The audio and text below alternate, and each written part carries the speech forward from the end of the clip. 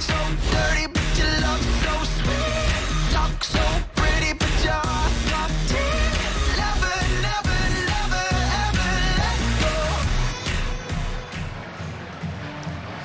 The first Saturday of October brings us to the Swamp. Steve Spurrier, Florida Field at Ben Hill Griffin Stadium. To add to the buildup of a top 10 matchup, it's homecoming in Gainesville. A time normally reserved for easy prey to chomp on. Not today for the Gators, though. The Auburn Tigers are in town with freshman quarterback sensation Bo Nix looking to spoil the party for Gator Nation. And with that, the Home Depot SEC on CBS brings us to Gainesville, Florida. On a hot October day and a top 10 matchup here at the Swamp for the first time in 7 years. Number 7 Auburn to face the number 10 Gators of Florida. Scholarships are awarded. The 84th meeting between these two teams in SEC play. We welcome you, everybody. Brad Nussler with Gary Danielson. Jamie Erdahl will join us on the field momentarily. I say the 84th meeting, but they haven't gotten together in a long time. And finally they do, and not only homecoming, big game, but Gary, this is a start of a big couple of months for the SEC. The SEC has 5 undefeated teams in the top 10 over the last 9 weeks of the college football season. Those 5 teams will play each other 7 different times. Button up the seatbelts. We're in for a great finish in the SEC. This is the 3rd time in a month we've had a freshman quarterback starting for an SEC team. There couldn't be a more strange contrast between Bo Nix on one side, Kyle Trask on the other. Bo Nix only wanted to go to one school, and that was Auburn. Only one school wanted Kyle Trask, and that was Florida. Bo Nix took over his very first game as a true freshman, and he is the guy that has brought this undefeated team. Kyle Trask had to wait 4 years for his first start for the Gators, but now he's their hope. If Kyle Trask doesn't play well, or Bo Nix doesn't play well, the true freshman, they won't be undefeated much longer. Kyle Trask stuck around. Talk about sticking around. The Auburn Tigers, some of those cats on their defensive line stuck around, or they'd be playing in the NFL already, and they're pretty good. Much like Clemson last year, the Auburn defensive line has come back for one more year. These guys could have been playing in the NFL. They've come back, and guys like Derek Brown have been unblockable so far for this offense, this defensive line for Auburn. The strength of their team is block those 4 guys up front, starting with number 5.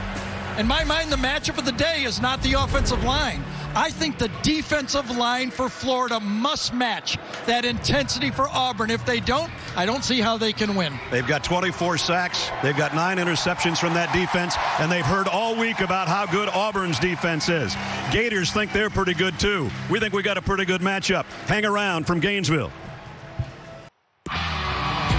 Welcome to the Swamp for a renewal of one of the great rivalries in the SEC. The Auburn Tigers versus the Florida Gators. We back in the speakers, back in black, getting blasted in the bleachers. It's probably true what my mama said. I do it just like my daddy did.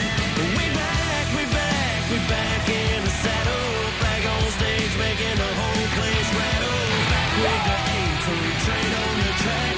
Thought we were gone, but you're wrong. Now it's on. Here goes Schwartz, touchdown, Tigers. Gonna walk in, touchdown. Oh my! This is the Home Depot SEC on CBS. The best game from the best conference.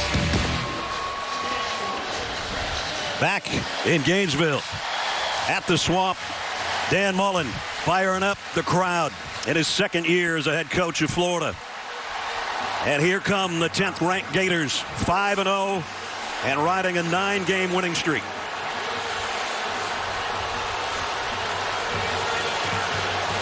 And from the plains of Auburn, the Tigers ranked 7th in the country, also 5-0. Their last 6-0 start was in 2010 when they won the national championship. Third member of our broadcast team, Jamie Erdahl, on the field. Jamie? Well, if you ask Dan Mullen, Brad, the injury bug landed in the Swamp right around the same time he did before last season, and it took a bite out of some pretty significant players. Now, if your top 2 cornerbacks are a junior and a redshirt sophomore, you would think they would have logged some pretty significant playing time together by now. But that is not the case for C.J. Henderson and Marco Wilson. Wilson tore his ACL in last year's SEC opener, done for the rest of the season. Henderson has been out the last 3 games with an ankle injury for just the second time in an SEC game. These 2 cornerbacks are starting for Florida's defense, and boy, is Dan Mullen happy to have them back against Auburn's wide receivers. Boy, no doubt about that. That's remarkable that those two, as much as highly acclaimed as they are, have not played a lot together. Florida won the toss and deferred. The 84th meeting between the two teams. Auburn's won 43 of those, 38, 2 ties. They used to meet all the time, but this is the first meeting in 8 years. Gus Malzahn in his 7th year as the head coach at Auburn. Well, it's October, but it doesn't feel like it. Down here it does. Maybe for you. Yeah, exactly.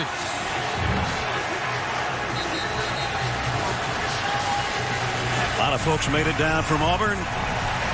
I don't think Dan Mullen has to fire up this crowd. They know a good opponent when they see one. They are ready.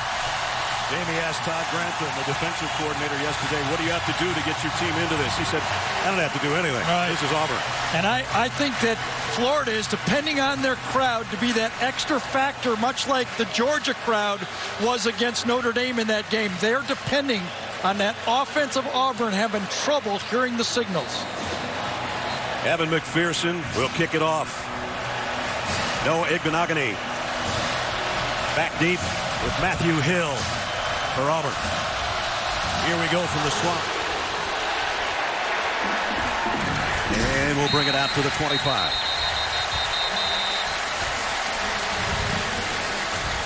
And Chick-fil-A brings us our starting lineup, which starts with Bo Nix, who we talked about, almost born to be a Tiger.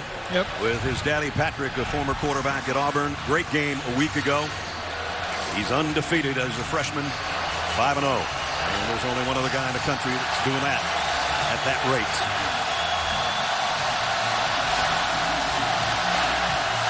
Boobie Whitlow behind Bo Nix on first down from the 25.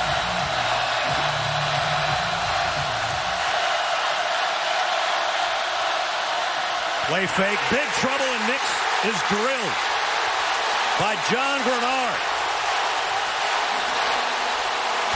He's been doing that all season long. Comes right off the edge, and that's a missed assignment. Again, communication is so important in these road games. It might be the word of the day with these fast motions, the loud crowd, people, linemen talking to each other, defensive backs talking to each other. You could see a breakdown already for this veteran line for Auburn. Second down and 10. I don't know if that was a high snap or a direct snap to Whitlow, but he caught it, and he picked up 2. By design, Gary, did that just come off the center funny? Let's see. A good one. Oh, yeah. I think that was just a bad snap, don't you? Lucky Whitlow was there. I mean, if it's a trick play, they tricked Bo Nix because he thought he was coming to him. First third down and 8.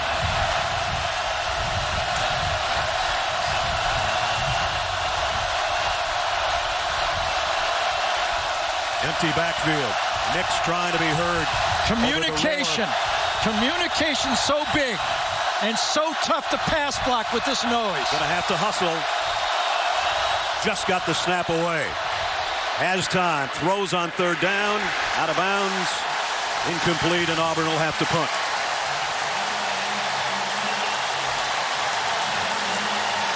Well, Dan Mullen wanted him loud. He got him loud. That helped that series. No doubt that first play. Now remember, this is a veteran offensive line for Auburn. They returned beginning of the year 141 starts. But as you said, they haven't played in the swamp in a while. Aaron Sippos out to punt. Freddie Swain is back deep for Florida.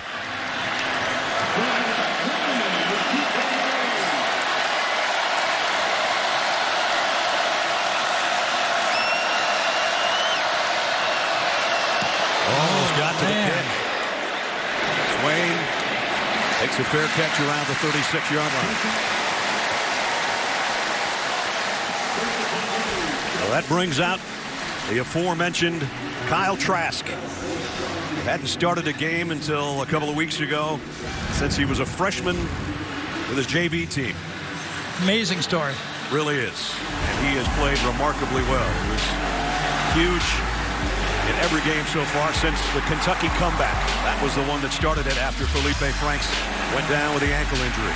I always watching Dan Mullen. His MO, he likes to make a statement early in the game. Remember, it's been all quick passing so far. Let's see what statement he wants to make early. Well, Michael Pirine flanks Trask in the shotgun. He'll get the call and gets collared immediately by Derek Brown, of course.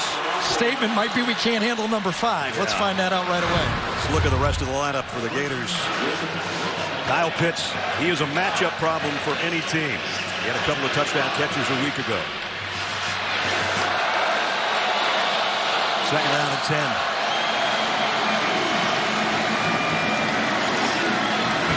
All three wideouts to Trask's right. He goes right down the middle and throws a strike to Swain.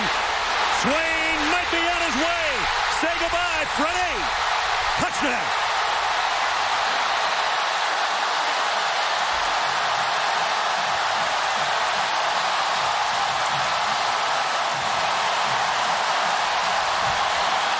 "64-yard touchdown strike, and Florida on the board first."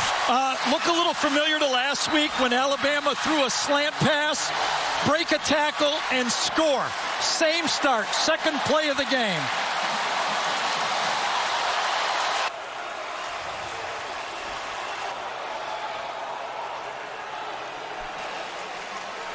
McPherson will come in for the point after.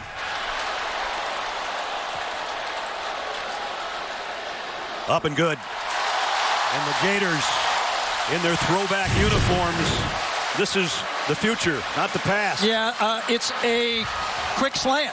I mean, it's not been any surprise here. Trask has been throwing the ball short, gets inside.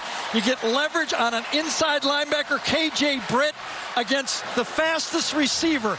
And that's what Kyle Trask has been doing. Pre-reading what's the best throw and goes against the best matchup. What a play to start a game. We don't have to call it a drive. It was only 2 plays, but it was 64 yards. And number 16 is the man that took it that far. Florida homecoming in Gainesville, and they're out in front of number 7 Auburn by 7 early.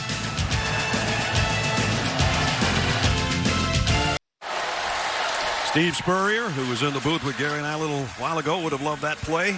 64-yard slant strike to Freddie Swain, his 3rd touchdown catch of the year. And for Kyle Trask, his 6th touchdown pass of this season. That's about a 3rd gone. Even more fired up Gator team now on the sideline. This kick will be fielded by Igbenogany. Found a little crease, got out across the 25. Ness, this is what you call a green light special. Ding, ding, ding, ding, ding, ding, ding. I got a linebacker right here on my inside slot receiver, my fastest receiver. Ding, ding, ding, ding. Yes. Mismatch right from the go. You know, you might think a tight end, that might be a fair matchup, but that is not a fair matchup for your inside linebacker. No, but he beat him to the end zone by 10 yards. Almost as much in one strike as his catches a week ago. Auburn with a little sugar huddle right here. A couple of yards off the line of scrimmage, which is the 26-yard line. Nix. Overshot his receiver Eli Stove. As we take a look at the rest of the offense, his main man a week ago was Seth Williams with a career high. 8 catches for 161 yards and a couple of touchdowns last week. Bo Nix is off to an 0-for-3 start.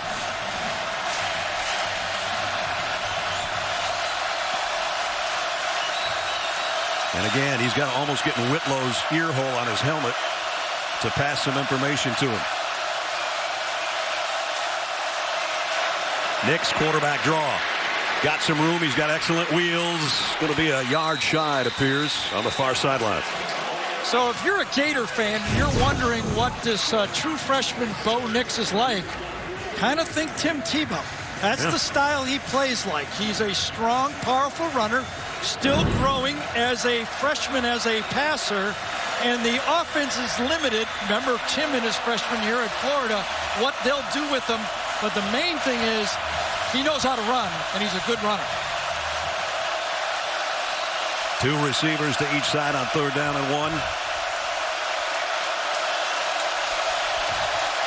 Now they stretch Eli Stove out a little bit farther, and Spencer Nye comes in, the tight end, on a wing to the left, and there's just too much confusion and too much noise and not enough time. It's just a lot of work to change the play. The word of the day is who can communicate best.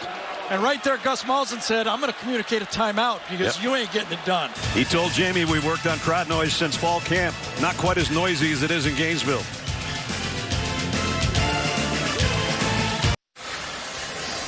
Stream CBS Sports HQ, the free 24/7 news network for coverage that's always focused on the game. Get nonstop highlights, fantasy advice, and picks. Download the CBS Sports app to watch today. It's been kind of fast and furious out here so far. We haven't even set the defense for Florida for you. And it's a good one. And one of the guys we highlighted and had a chance to spend some time with yesterday, Jonathan Grenard, has been a force for them defensively. And he already, on the first play of the game, dumped Nix. And right now he's going to try to help his team stop a 3rd down and 1. Schwartz in motion. They give it to Whitlow, and he's not going to get there. He lost a yard. Adam Schuler from his defensive line spot made the stop. It seems odd to say when you say the matchup of the game is the defensive line for Auburn against the defensive line for Florida. I think whoever wins this matchup, the defensive line that dominates the line of scrimmage the most, will win the football game. 2nd punt already for Sippos. And we know what that guy can do if you give him a little bit of room. Freddie Swain is a return man. He'll have to call for a fair catch and takes it around the 23-yard line. So Florida right back to offense with a touchdown lead. Thursday, Kid Genius Sheldon Cooper's back in a brand new episode of Young Sheldon. Don't miss TV's #1 comedy Thursday at 8, 7 Central on CBS. So it's got to feel good as a quarterback when your first throw is a touchdown. Yeah, right? That's always nice. You look at the stats, you're doing well. So the question was, I had to myself about Dan Mullen, is how can he help Kyle Trask? What can he give Trask that he hasn't been given? Been completing a lot of short passes. Well, a short pass with a long run is a good start. It looks like a long touchdown either way.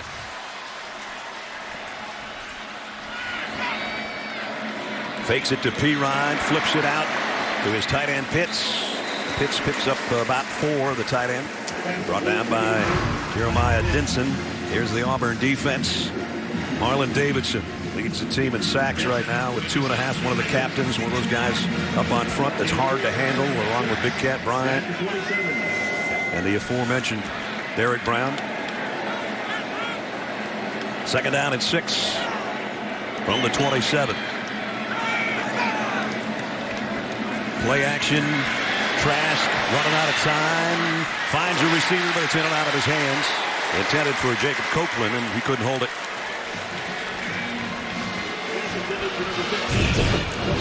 I actually thought Copeland should have run harder back to the quarterback that time. When Trask moved his feet, Copeland stopped, and that gave the opportunity for the Auburn defender to make the play. One more hard step back to the quarterback. Tavares Davis, number 13, could not have defended that ball. Florida's first 3rd down situation. You see there 50-50 on the season on 3rd down conversions. Pitts, the tight end, now comes way wide out to the bottom of your screen. Trask flares it out of the backfield, the 1st down. LaMichael Pirine. If you're willing to do that as a quarterback, if you have the, essence of reading that defense and knowing that you've got that back to the outside, not there, help your offensive line with an easy throw.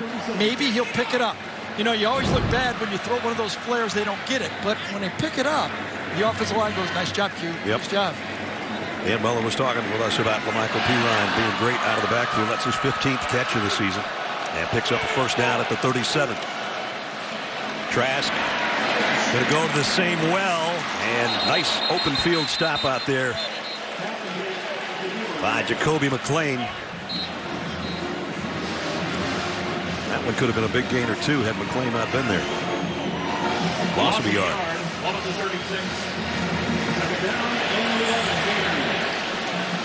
Trask 4 out of 5, including the 64-yard touchdown.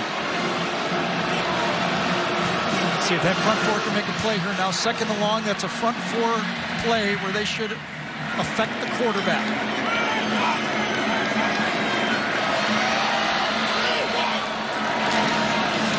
Play action. The strike down the middle is to Swain again. This time from the right side. And first down, Florida. The Auburn front was not ready to rush. Again, communication. They're looking for the play, whether they should have a game. Watch them all looking to the right when the ball is snapped. They weren't even ready and allowed Kyle Trask an easy throw in the middle of the field. He was all by himself to deliver that football. Absolutely. Didn't have to block anybody. 103 total yards already. 90 of that's to Freddie Swain.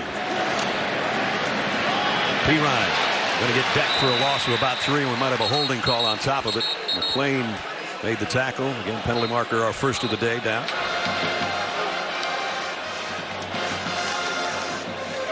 Mark Curls is our referee. Holding, number 67, offense. 10-yard penalty from the previous spot. Replay first down. Chris Bleich, the guilty party. And Kyle Trask, Manville High School, no starts. He played behind the Eric King, who's at Houston right now. Made his first start against Tennessee and didn't have a lot of offers for big-time schools, Gary. Yeah, amazingly, you know, I mean, he was never a starter. Go recruit another guy. You see Kyle Trask, invite him to a quarterback camp, and he outperforms everyone. Jim McElwain and Doug Nussmeier say, do you want a scholarship? He says, yep. He gobbled it when they offered it. Look out. That time they get to Trask, and the ball pops out at the end. Still free. Let's see who's on it. Auburn's got the football. Christian Tutt caused the fumble. He came barreling in from the secondary. He sure did. The nickel back that time comes off the edge and unblocked. A bust. Nothing the quarterback can do on this one. He should be picked up in this situation. You depend on him coming off the outside. Runs right back. Look at that. No one off the edge. And he gets it right in the mouth. Wow, that one hurts on top of it. You know, Dan is talking to Kyle as if, like, that's your guy, Kyle. The guy off the slot is yours. We don't have him picked up. The way I see Dan talking to Kyle Trask going off the field is that was his man, and you should have thrown off of him. Chandler Wooten is the guy that recovered the fumble after the hit right there by Tutt. And so a golden opportunity here. And Mullen having a chat with his quarterback. Yeah, and you think that the first outside linebacker out there would be picked up, but in that protection, he was not. See what Nix and the Tigers offense can do from the 39-0. Again, the heat came from Grenard, I think. Second time he's forced Nix to get rid of the football in a hurry. Grenard has had to fill in for Zuniga, number 92, their big-time pass rusher because of injury. He has played both defensive end spots, and Jeremiah Moon has come in for Grenard when he's not in there, but he has been a difference maker, the transfer from Louisville.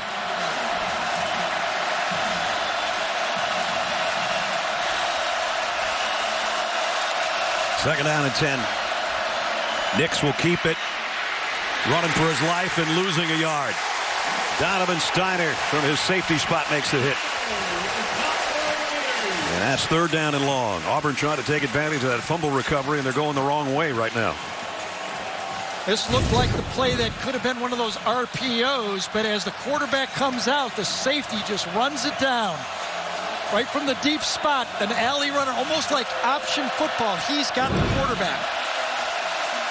Empty backfield now, so Nix will put it up unless it's a design run for him. Quick toss, complete. Looking for blockers out there is Eli Stove. He got a couple, but he didn't get the first down. No, but it's close enough. They might have to think about this. They got a good kicker in Anders Carlson.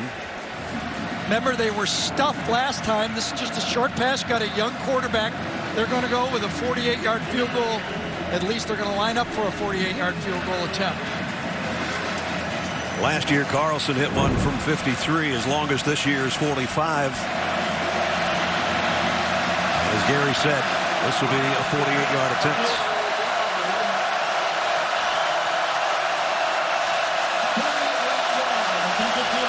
Carlson to try to put the Tigers on the board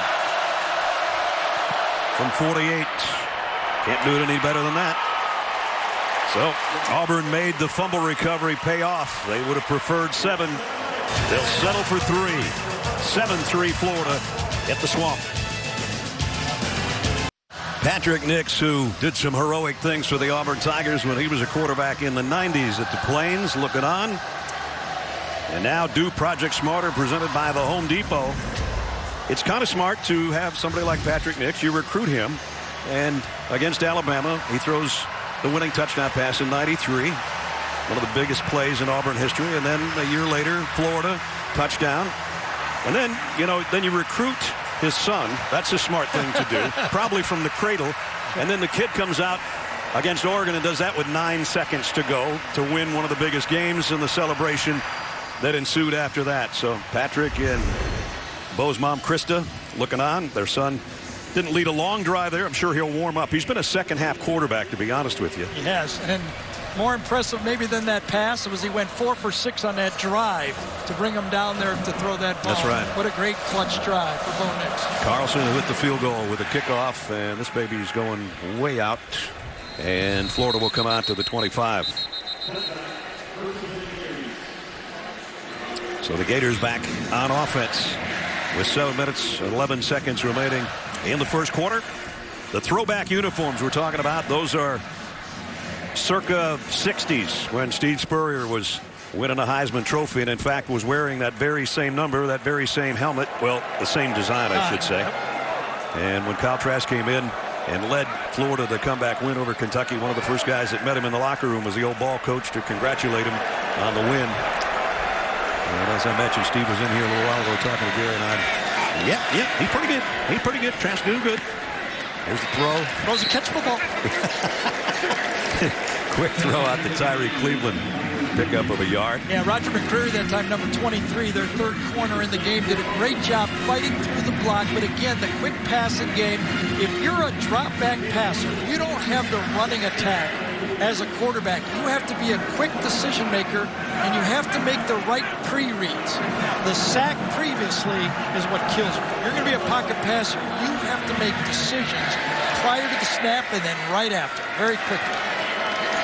So 40 yards passing other than his touchdown today so far. Plenty of time off play action, throws a little high, and it was intended for Josh Hammond, incomplete. So Trask came in when Felipe Franks was injured. Felipe with an ankle injury. And if you look at the offensive production, the first 3 games of the season and then the last 2 starts, pretty similar. Felipe was just kind of getting in a groove when he got hurt, which is terrible. Yep. Felipe made those wild plays, and he could run a little bit, that option. And Kyle does not bring that running attack from the quarterback position. Pierce goes out as a wide receiver out of the backfield. So an empty set for Trask on 3rd down and 9. 4 receivers to his left. Here comes Auburn with the heat. The throw is to the other side. Incomplete. Is there a flag? There is. And it'll be pass interference back there on Daniel Thomas. I think it was Smoke Monday. Yeah, I think it was Smoke Monday. He's got the tight end, but they're treating Pitts as a wide receiver. When he lines up wide, they're not putting the linebacker out there. They're covering him with a corner. Ball was thrown. It was thrown perfectly, and Smoke Monday was still jamming the receiver downfield as the ball was in the air. Number 21, defense. Penalty is a first down at the spot of the foul. And I'm sure he's being told, after your initial jam, just run with them. You can't keep chucking them downfield. Dan Mullen told us yesterday between Van Jefferson and Kyle Pitts, it's going to be where's Waldo as far as where I line those guys up. Kevin Steele, the longtime defensive coordinator, very experienced, been in the SEC forever. He was kind of yawning through our interview, right? What about this Pitts guy? He's a mismatch. No, not really. There he is. There he is. We just treat him, been here a long time. We just treat him as a wide receiver. We got something ready for him. Yep, we got.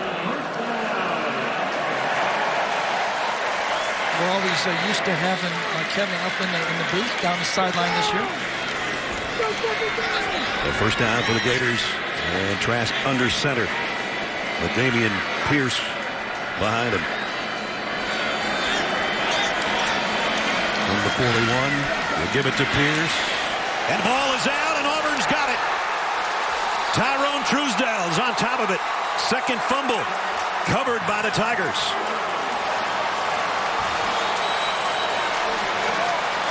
When you run the ball, you got to hold on to the ball. Pierce is a big, strong guy, but he got hit head on this time. I think it was 33 Britt. And Britt got beat on the slant, but he evened it up on this one, didn't he? Man, did he ever. Hey, Coach, I'm not good at covering wide receivers, but I'm a linebacker, and I know how to back up that line. Pierce not only fumbled the ball, but he is hurt. Took a big-time shot, lost the football. They'll work on him. It'll be Auburn on offense when we come back.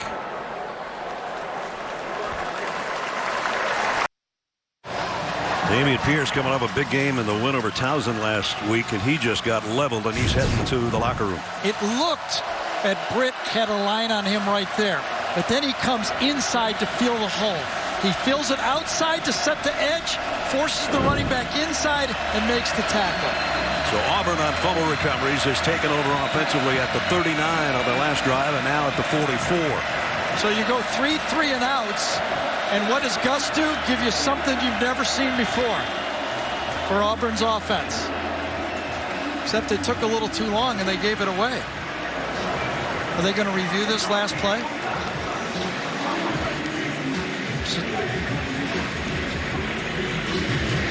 I don't know what there is to review. Oh, they're looking at a targeting possibility, maybe? I thought it was a pretty clean hit, but I was watching the ball up in the air. Let's take another look at it. Yeah, I know he does, but I don't know what you're supposed to do. The running back lowers his head. This is where you need help. You know, if you're a fan and you're used to watching football, the linebacker comes up to make a tackle and the running back lowers his head. We do know helmet to helmet, but boy, that's the tough one.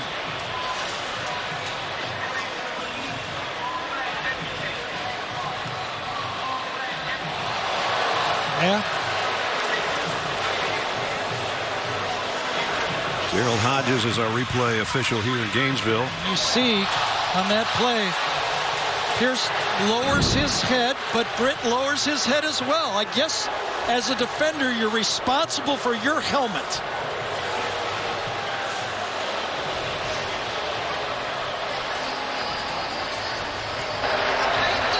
Targeting is not a foul that can be reviewed by challenge. Cannot be challenged. Florida will not be charged with a timeout. So Gene Steratore is our rules official. Gene? From what I'm gathering, Brad, it sounds as if the coach was calling timeout, wanted to initiate a challenge on the play. By rule, he can't initiate a challenge on that targeting play. It's something that replay would have to initiate. And I think that's what the discussion is right now. Okay. So, Gene, the replay official must not think that's not targeting because he could take over, right? Exactly, Gary, and that would be my assumption on the play as well. So the replay official did not feel that that fell into targeting. That's why he let it go. And Muller's still not happy about it. At any rate, we're right back where we started. So, you know, our instincts were the middle linebackers looking at a running back. The running back lowers his helmet. What are you supposed to do? In this instance, the replay official says, no, he's carrying the ball. He lowered his head. That's a good play. Second down at 7. I'm kind of happy with that call. I don't know about you. I think that that's football, Brad. Yeah. You got to tackle some way. Yes. Nix off play action, fires out to the outside and intended for Schwartz, incomplete, and it's third down and long. Yeah, there was nobody to throw to that time. Right now, Bo Nix can feel the pass rush. One of the things we talked to Gus Malzahn about is, what do you most want out of Bo Nix? And he said, poise in the pocket. But when you get a a first place sack like he did. It's hard to keep your poise. I'd say this defensive front for Florida right now is more than holding their own in this game. No doubt. 3rd and 7. Nix. Now he's got an open guy. It's complete. It's a first down toss to Will Hastings. And it's good to see Will back. Took him a year to come back from the knee injury, and he's getting back to full speed. Originally came to Auburn as a kicker and worked his way into being a slot receiver, and he's almost uncoverable on that option play in the slot. It's Will's 10th catch of the season. Good for a first down. And I thought Bo looked as good as he looked on that throw. Yep. Cam Martin in the backfield, and again the shift, bringing Eli Stove over in the slot. They run it straight up the middle, and a good gain that time. Cam Martin. You talk to all of the coaches in the league about the Gus Malzahn offense, they'll all say the same thing. All the shifting, all the motion, and the jet sweeps, yeah, they'll eventually get 1 or 2 of those on you, but they're all trying. What Gus is trying to do is get that eye candy so you can run the ball between the tackles. And that's what he did successfully finally on that first down play. That's almost exact opposite of what most fans I know, exactly. 2nd and 4. They'll try it again. This time only about a yard for Martin, and we'll bring up 3rd down. John Bernard going on the stop. So right now, if you're Gus calling this play, you're thinking back to that initial series when they got stopped on 3rd and 1, and you're going, what am I going to give my football team here? We've got a lot of veteran players, but this Florida defensive line right now is proving tough to be blocked. Excuse me.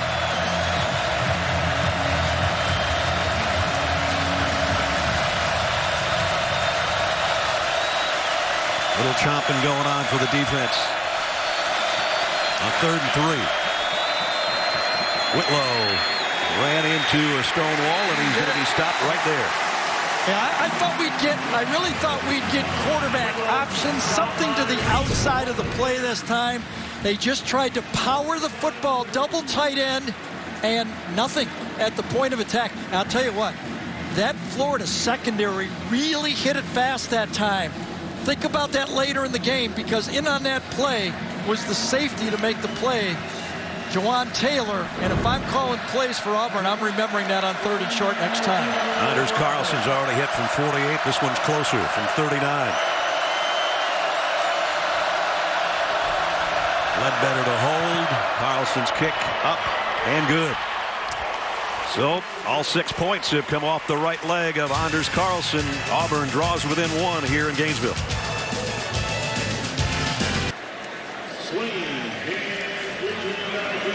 Carlson tees it up.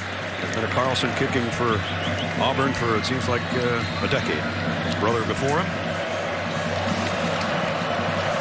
Freddie Swain and Tyree Cleveland wait back at the goal line. Probably not to be returnable, but we'll see.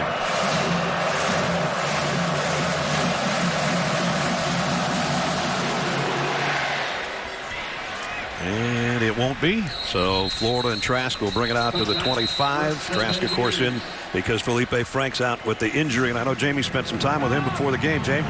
I did. Franks had surgery at the beginning of last week on that foot. And one of his first visitors after surgery was, of course, his quarterback partner, Kyle Trask. He said that is one of my favorite things about him, is that all his time at Florida, he has remained the same teammate now that he has taken over that quarterback position. Franks told me one of the hardest parts of this rehab process for him is that immediate detachment you feel from the team, because it's one of his favorite quarterback rooms he's been in.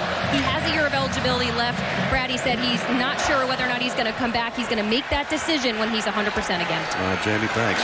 Good to see Felipe at least smiling out there on his cart. Empty backfield and Trask to throw on first down. A little crossing route, not out there defensively. Good play by Igbenogany in the cornerback spot.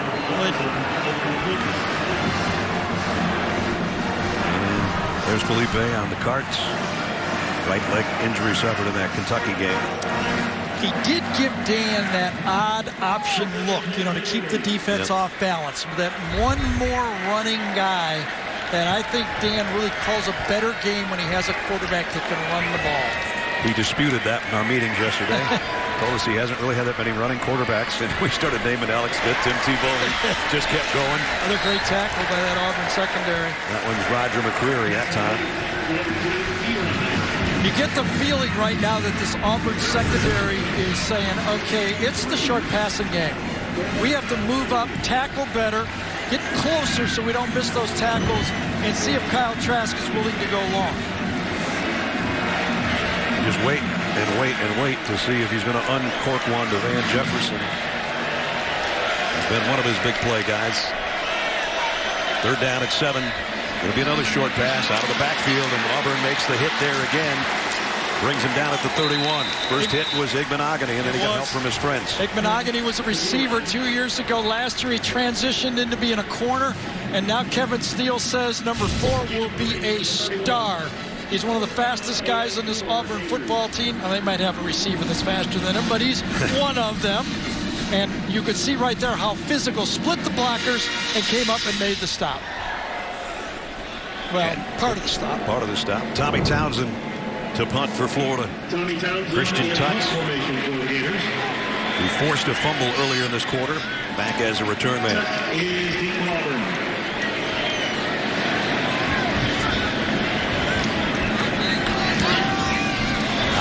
Wobbly kick. Tutt going to tell everybody to get out of the way. Oh, and it hit him. I think everybody's scrambling for the ball. It's still loose. At the 3-yard line, I think Florida's got the football.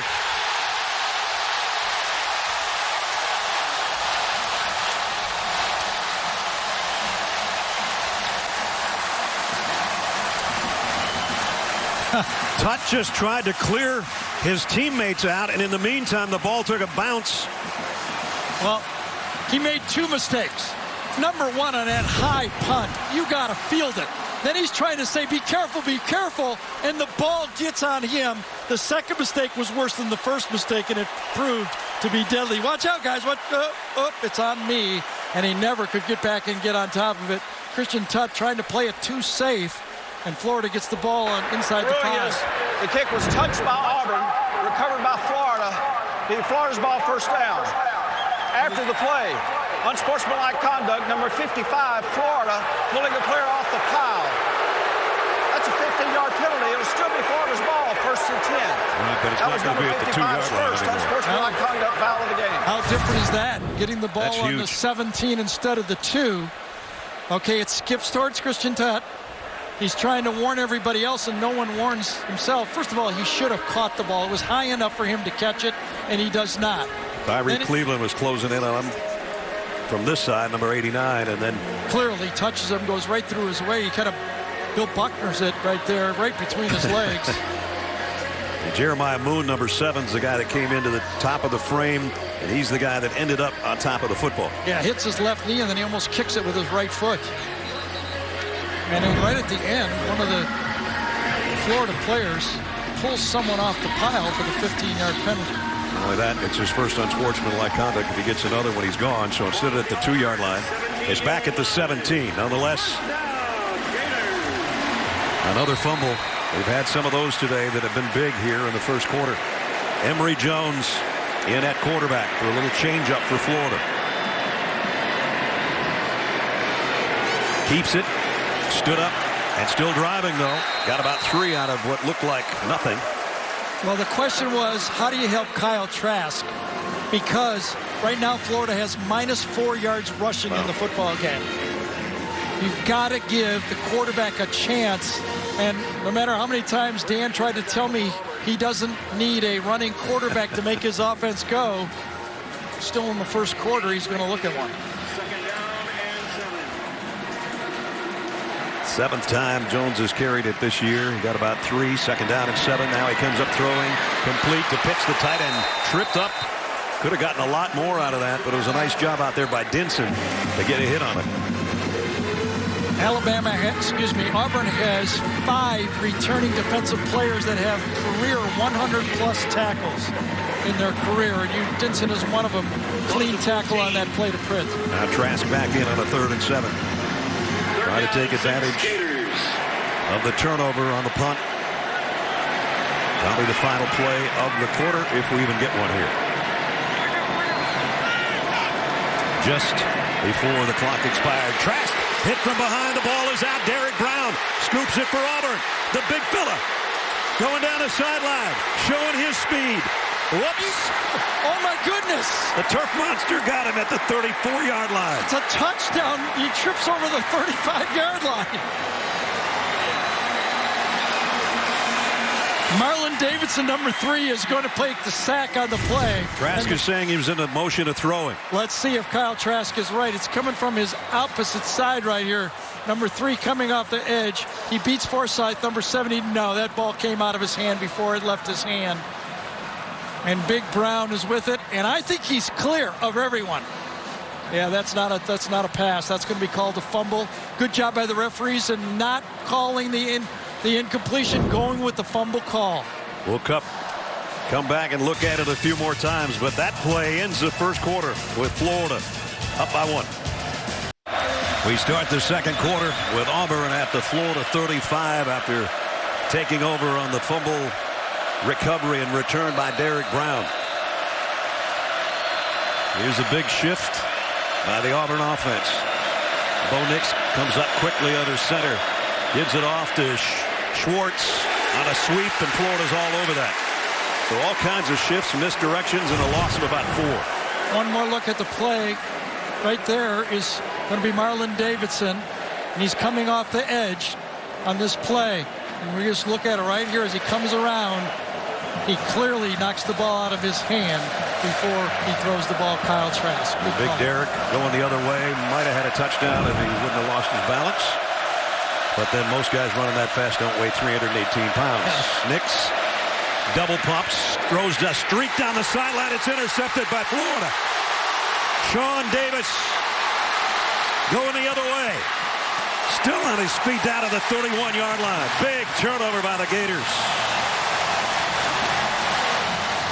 Well, Sean Davis, I think Odell Beckham this, by the way. I think he snagged it with one hand on the play. Nix waits a little bit long. Sean Davis reads the quarterback's eyes, and bang, a one-hander. That was beautiful. That's the first interception thrown by Nix at 118 passes.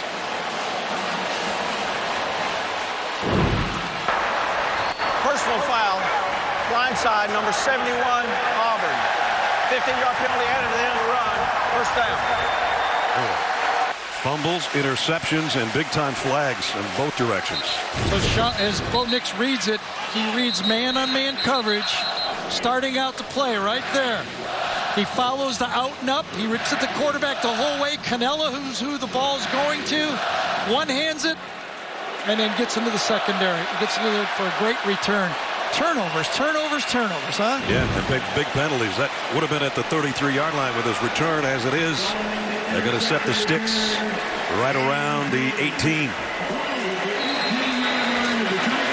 So an opportunity for Florida here.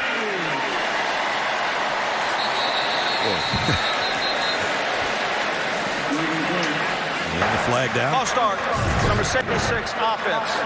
5-yard penalty, still first down. There's the blindside hit by Driscoll, the right tackle at the end of the play.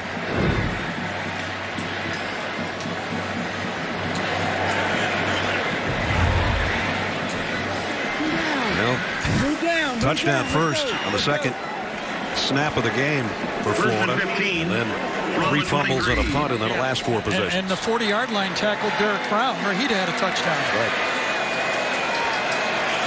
Back out at the 23 after the false start with a delayed pitch. Well, Michael Pirine got it back to the 12. Well, Dan Mullen will find a way to keep his quarterback in the run game. This time he does it with a little bit of an option look, gets that running back to the weak side into the boundary, and that time really out-schemes Kevin Steele. He had a play on that the Auburn defense could not stop. See what Mullen's got dialed up on 2nd down and 5 at the Auburn 13-yard line. Empty backfield for Kyle Trask to throw across the middle, complete. It's a Florida touchdown to Josh Hammond.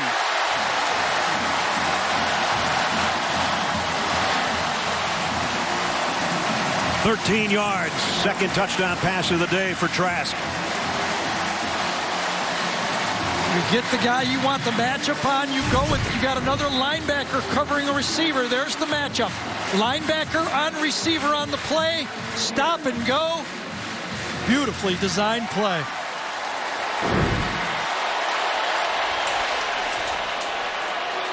You love that as a quarterback. You got 2 touchdown passes, both of them with a wide receiver on a linebacker in the game so far. That is great coaching and great game planning.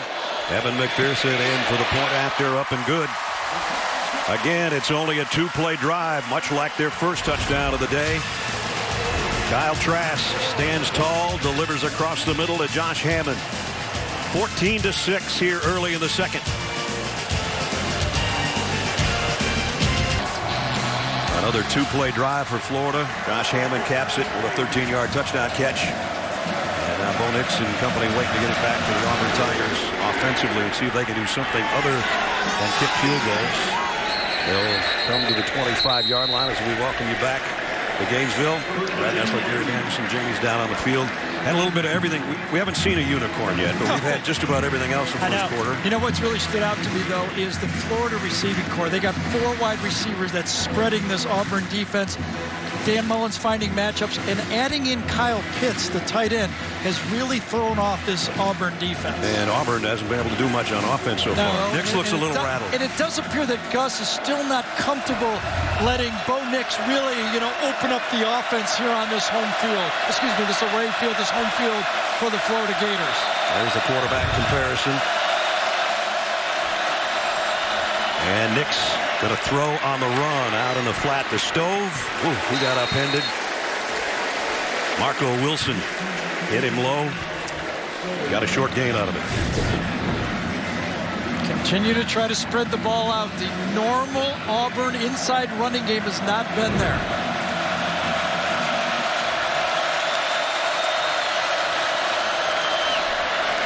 There's a big collision by Whitlow and bounced off Amari Burney and picked up extra yardage. Still going to bring up 3rd down.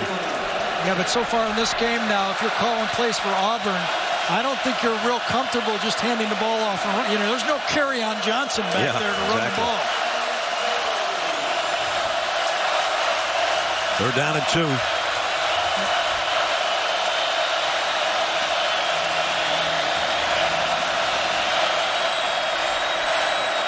Auburn only 1 out of 5 so far today in this situation. And it's straight ahead, and second effort by Whitlow might have gotten him there. Well, if the head linesman comes out and places it where he's got his foot, it's short. A lot of motion, a lot of eye candy from the secondary. You get a little blitz on the play, and just short. You don't think 3rd down was stress for the Gators? Last week, Towson was 8 for 15 on 3rd down against the Gators, and so far, this 3rd down defense, especially on short yardage, has been stellar for Florida. That's how close it is. Freddie Swain waiting on the punt from Sippos as you look behind him.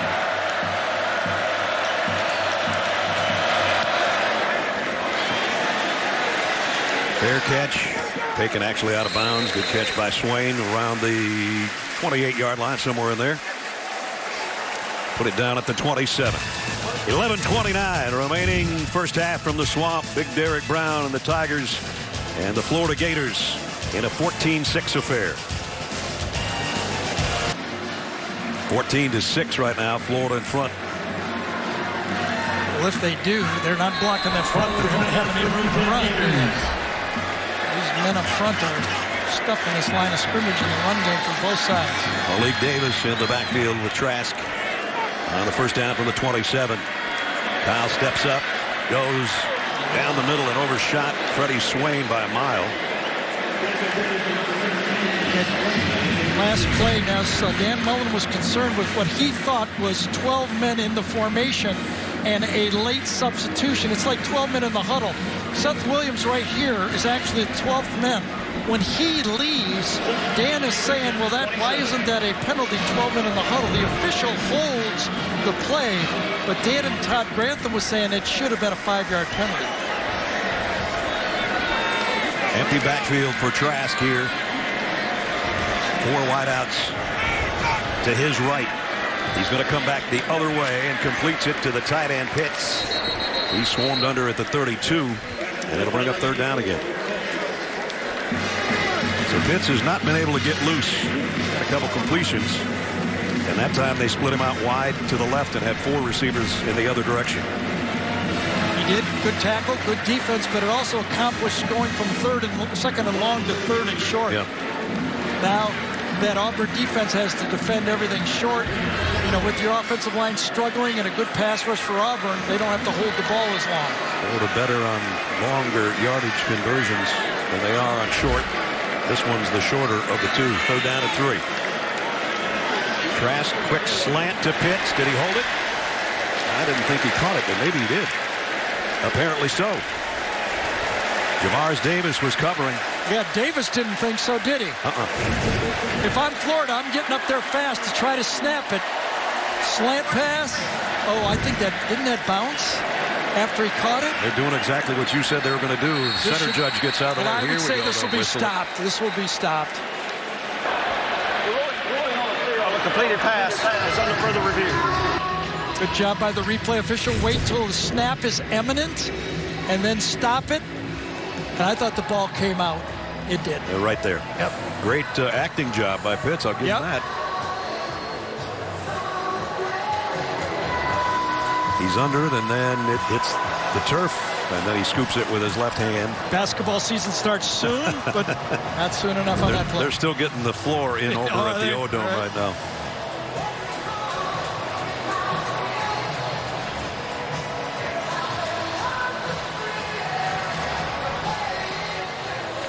This one seems pretty obvious, even though Dan Mullen is pleading his case.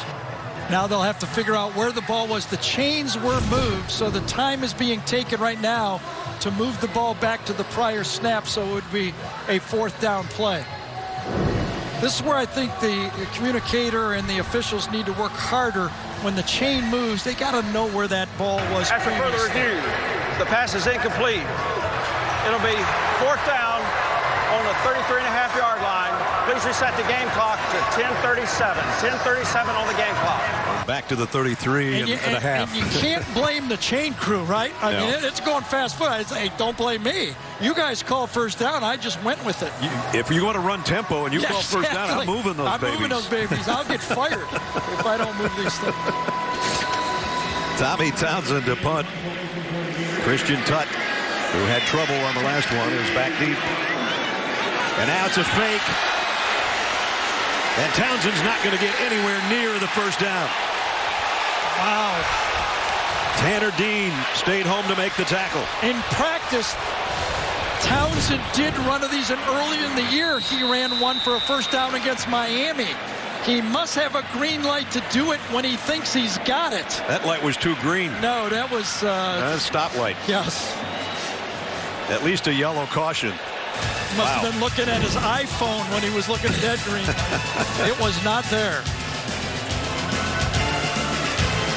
Tomorrow, NFL on CBS, full slate of games. The Patriots head to our nation's capital. Chargers and the Broncos in the late game. Nance, Tony Romo, Tracy Wolfson will have that one for you. And it all begins with JB and the guys mapping out the day on the NFL Today at noon Eastern tomorrow on CBS.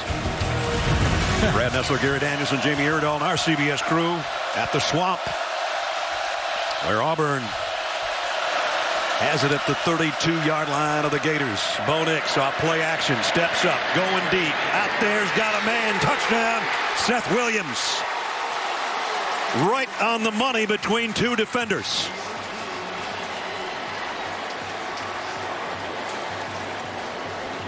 Well, Jamie featured the two corners for this Florida defense. Two high-level corners, but this time Seth Williams just abused on the post right there. He thought, I believe Marco Wilson thought he had help inside, but he did not. Little motion, outside technique, and the safety never gets to the throw. Bo Nix delivered it right on target, and Seth Williams is a big, strong receiver, and he gobbles it up. We highlighted him earlier in the lineups after his career day last week with 8 catches and a couple of touchdowns, and he's got one here today for 32 yards. Donovan Steiner slowly to the sideline as the Gator that's shaken up. He was in on attempting to get to Seth Williams at the goal line. He was the free safety on that play. A little motion at the beginning of that play, and Marco Wilson never got in his technique. He was outside, and it was an easy post call. And right now, it seems a sloppy football game, and it seems like a lot of mistakes. And we're just seeing a lot of stuff here. I thought we'd see maybe a two-point conversion, but Gus Malzahn has decided not to chase those two right now. Yeah, Carlson's out for the point after. A little early. I don't have any problem with this. But just mistakes all over the field. Auburn's hit 299 straight extra points, mostly from the foot of Carlson's. Just got it inside the right upright. So the ill-advised fake punt. Yep. Give your punter an option to fake it, and he did. Our touchdown drives today, 2 plays, twice for Florida, and a 1-play touchdown drive for Auburn. 14-13 in the swamp. 1-point game with 10:23 remaining in the first half from Gainesville. A 1-play 32-yard strike from number 10 to the guy right behind him, Seth Williams, for the touchdown. And Bo was struggling early, but that last completion will make the stats look a lot better, and a happier sideline in a tight game here in the second quarter. Carlson, who hit the extra point, set to kick away. All but 6 of his kicks this year have been touchbacks. This one will be as well. So for Florida, we've had miscues, as Gary said, sloppy play, fumbles, the kind of an ill-advised fake punt this deep in your own territory and having to go that far to get to the sticks, and Townsend got nowhere near it, and then Auburn took advantage, Gary. Yeah, and the matchup is right here, the outside corner and the safety right inside. He's looking inside. My drawing was it's a bit off, but with the motion, you see he bumps down, but not tight enough. That allows the throwing lane. Good route by Williams to push out on the corner, and a good delivery on first down for Bo Nix. You know, at that time of the fake punt, Auburn only had 1 first down in the game, and you're fake punting. Trask on play action. Throws the out complete. Nope, went out of the hands. Beg your pardon, Josh Hammond, who he hit with a touchdown on his last drive, couldn't hold it. Trask got hit late on the play after he delivered it. Oh, boy. Yes. I think it was Marlon Davidson who lodged the ball before, free on the fumble. I think it was him again, number 3, that came in on the throw. Remember, Trask got leveled by Christian Tutt on a safety blitz earlier in the game, and now here's another look, and this is the big fella coming around the corner. You think he's going to get rolled up this time? Watch out for the leg on this play. Yes, the left knee. Left side, as you plant that foot, you get rolled up. And remember, the starting quarterback for Florida, we already saw in a boot. Felipe Franks out for the season, and Kyle Trask is in some serious pain right now. And serious frustration. He's worked for 4 years to get an opportunity to play, and right now he's feeling, I'm out, I'm hurt, and it's over this fast. How frustrating can that be? And he's been hurt in 2 previous years here, a meniscus tear and then another injury, and the frustration's worse than the pain. Believe me, I have been there. You work so hard to get an opportunity to play. Someone falls on your leg just when you're emerging, doing what you dreamed of doing, and now you might be out. Emory Jones is warming up on the sideline. Let's just hope it's a shock field. Dan Mullen's upset that the Marlon Davidson went at his knees. If you looked at it very carefully on the play for this, I think Stone Forsythe, number 17, was actually pulling Davidson down. You almost could have called full holding on the play. Trask is walking on his own. Oh, that's the shock at first. You'd wonder what it is, and now you don't know. Brad, I have walked off and had surgery on my knee. Really? Yes. So you never know you do get back there. Watch the pull down with the hand right there. That throws Davidson off balance and into the player. And the crowd giving Kyle Trask a huge ovation as he heads to the locker room. And we'll hope that it's something not like Gary was talking about, that maybe He'll be all right, or at least all right in a couple weeks. I'm not going to. I think Dan, when he looks at this, will not think this is a dirty play. I don't think so. The Forsythe was pulling Davidson down on the play, and I don't think he could stop his momentum. No. I think that's a good note. Well, and Davidson's got 280 pounds going as fast as he can around the corner, and he just happened to end up in a bad spot on the quarterback for Florida. Emory Jones now, the redshirt freshman out of LaGrange, Georgia, is the man of the hour. And there's what he's done coming in. He had one rush earlier at one series down near the goal line on the first 2 plays before Trask came in on 3rd down. But now it's his show, at least for now. We asked Dan what type of quarterback Emory is. He says you'd be surprised. He was not a running quarterback per se. He threw the ball with spread in high school when we recruited him. Here's the run all the way on 3rd and 2, and he's got the first down out close to the 40. Jeremiah Denson knocked him down, but they'll move the sticks. The worry here, if you're Dan Mullen, is you don't have another quarterback. Nope. You're down to your 3rd one, and when you run your quarterback now, one good pop, and you could be looking at, well, who won? Wide receiver playing quarterback next? Either that or a true freshman. First down at the 39. Jones, plenty of time. Going to air it out down the middle. Freddie Swain got a right hand on it, and it hit him in the face mask, I think, as he was trying to bring it in. Yeah, Noah Igbenogany that time did a great job adjusting to the throw. He was playing the wide receiver to the top of the field, but after he sees the quarterback throw it down the middle, there's enough air in it that he can make up the yardage and dislodge the ball. That's a pretty good throw, Garrett. It was. I think that ball might have been caught if number 4 hadn't cut across Freddie Swain. You really would love your receiver to get both hands up on that. Yeah, Emory thought he had it too. Instead, 2nd down and 10.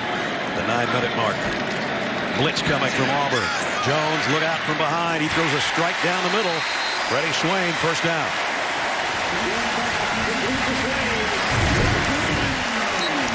I tell you, it's crossing routes. This is like watching 1985-84 Florida offense. Steve Spurrier's up here going, yep, I got that play. I think that one's a catch. Looked like he had the ball between his elbows. There too.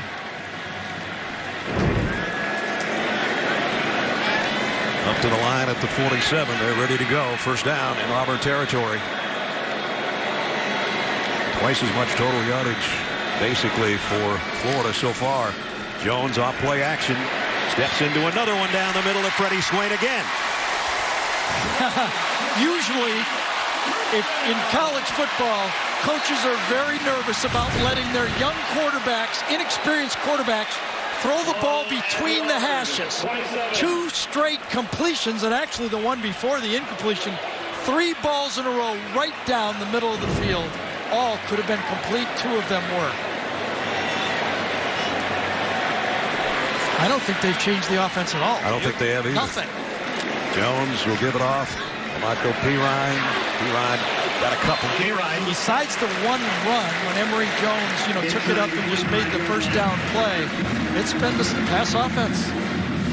Those really gifted Florida receivers are showing why a lot of people think they might, there's a lot of good groups of receivers in the league, but they don't have to take a backseat to anybody. This is about the best one they've had in a while. Yeah, absolutely. As a group. Absolutely. And everybody knew they were coming into this season. Van Jefferson and Grimes, Cleveland, Swain, Hammond. It was a good group, and they've proven to be so.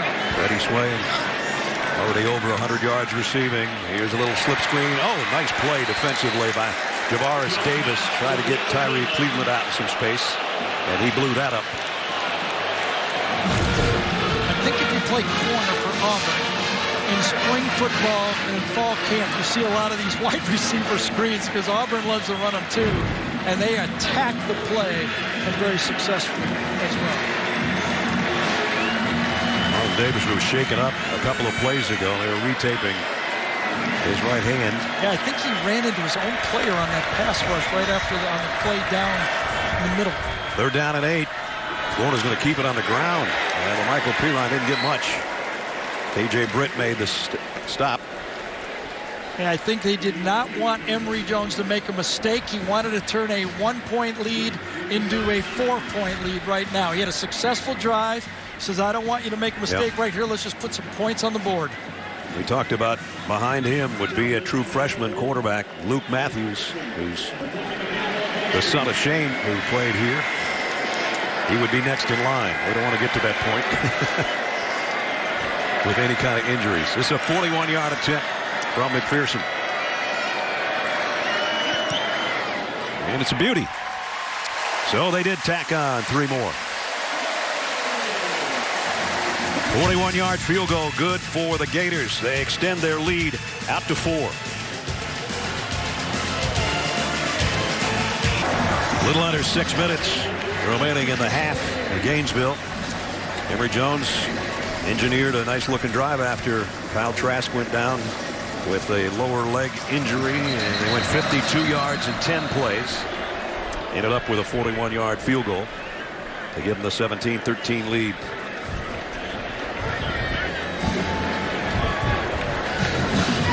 You've got this Auburn offense, the Gus Malzahn offense, that has rushed for 20 yards in the first half. Wow. Of course, Gus calling the plays this year, had it the past couple of seasons. Happy back doing so. Touchback, bring it out to the 25. Gives us a chance to tell you about our Scholar Athletes presented by Amazon Music. Nick Brahms, professional flight management major, and Tyree Cleveland, majors in family, youth, and community sciences. Amazon Music showing their commitment to the investment of our future by donating $1,000 to Auburn and Florida's General Scholarship Fund. There's what Gary was talking about. They're a little under their average. Yeah, and I don't know if this offense, I don't see how, it's not Jared Stidham back there throwing. He needs to help this quarterback. I thought it'd be the other way around. And how does he find some running game for this Auburn offense? It's like a false start by Driscoll down there on the right side. Before the snap, false start, number 71, offense. 5-yard penalty, still first down. Try to get an update on Kyle Trask. Jamie, what do you got? Well, I don't have much. He still is in the training room. I was back in the hallway outside the locker room. I was asked to leave, but I did see Coach's wife, Megan Mullen, stop in there. Now, we know the story of her after the last game when Kyle Trask broke a record. She was the guy, she was the person to tell Kyle that he did so. So they have a special relationship. She's checking on the quarterback right now. Okay, Jamie, thanks. That record was 18 straight completed passes, 15 in a row at the beginning of the game last week. Here's a hit put on Seth Williams, the guy who caught the Auburn touchdown pass. Brad Stewart levels him. Well, it may feel frustrating if you like these wide open offensive games, but this Florida defense and the secondaries, actually for Auburn and for Florida, they attack these bubble screens, don't they? Both sides. They bring it in a hurry, and they're good tacklers. Yeah, they're not allowing the quarterback any cheapies to the outside right now. Second down and 17. Quarterback draw for Nix. And Bo gets about 8 back. Still going to be third down. Interesting time of the game. Remember, Florida will get the ball to start the second half. You got a freshman quarterback. You got third and long. Here comes Kyle Trask out of the locker room to a huge ovation, and he's running, or at least jogging, and he's going to start warming up. Boy, that's good news for everybody involved, including us. Never wanting to see anybody get hurt. Meanwhile, his freshman counterpart for Auburn in an empty backfield on third down and 8 from the 27. Scrambles to his left. He's going to run to his left. Can he get to the sticks? No, not quite. Good job by Marco Wilson with the open field tackle. Absolutely. That situation, you're thinking the great athlete Bo Nix can make this first down. Remember, he made a fourth down play against Oregon to move the chains and set up the winning touchdown. That time, the secondary again, sure tacklers, comes out and stops it and gives Florida the ball back with an opportunity here. 4 3 and out today for Auburn. They got 2 first downs in the first half. Yeah, they got a 1-play touchdown drive. Sebos end over end, fair catch by Freddie Swain as he falls down at about the 20-yard line. 3:44 remaining in a half. Florida with a 4-point lead, and they've got the ball back. And here comes number 11 with a brace on his leg, but he's ready to head back out to the huddle, apparently. Yeah, you wonder if he might be the emergency quarterback here, though, in case something goes. Are they just, if I was thinking, I'd try to get to halftime if I was the coach here. There you go, Gary. You called it. Here comes Jones, and Trask just backpedals. Yeah, I think that's good coaching right there. Let's give it some time. You could be going on adrenaline right now. Let's make sure. Let's give it to halftime. Emory's doing fine.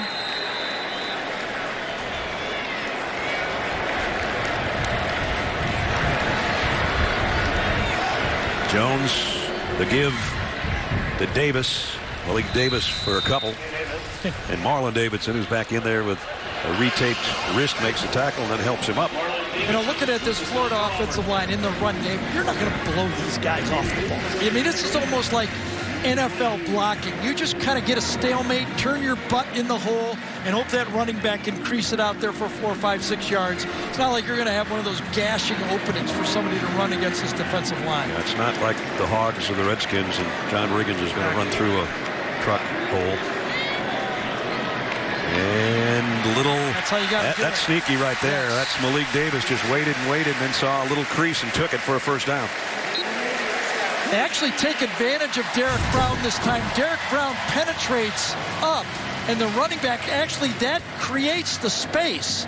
Brown gets into the backfield, and that creates the hole up front. They don't have that kind of picket fence defense. A lot of times those defensive linemen can get too deep and actually open up a lane for the runner. Saw Malik Davis just take his left hand and kind of push Nick Buchanan, his center, in the butt to get Brown out of the way to pick up the first down. And that's a quarterback draw all the way here for Jones. And he got about 4. As we're down under 2.5 minutes. I think Dan Mullen is still thinking, I got a young quarterback in the game.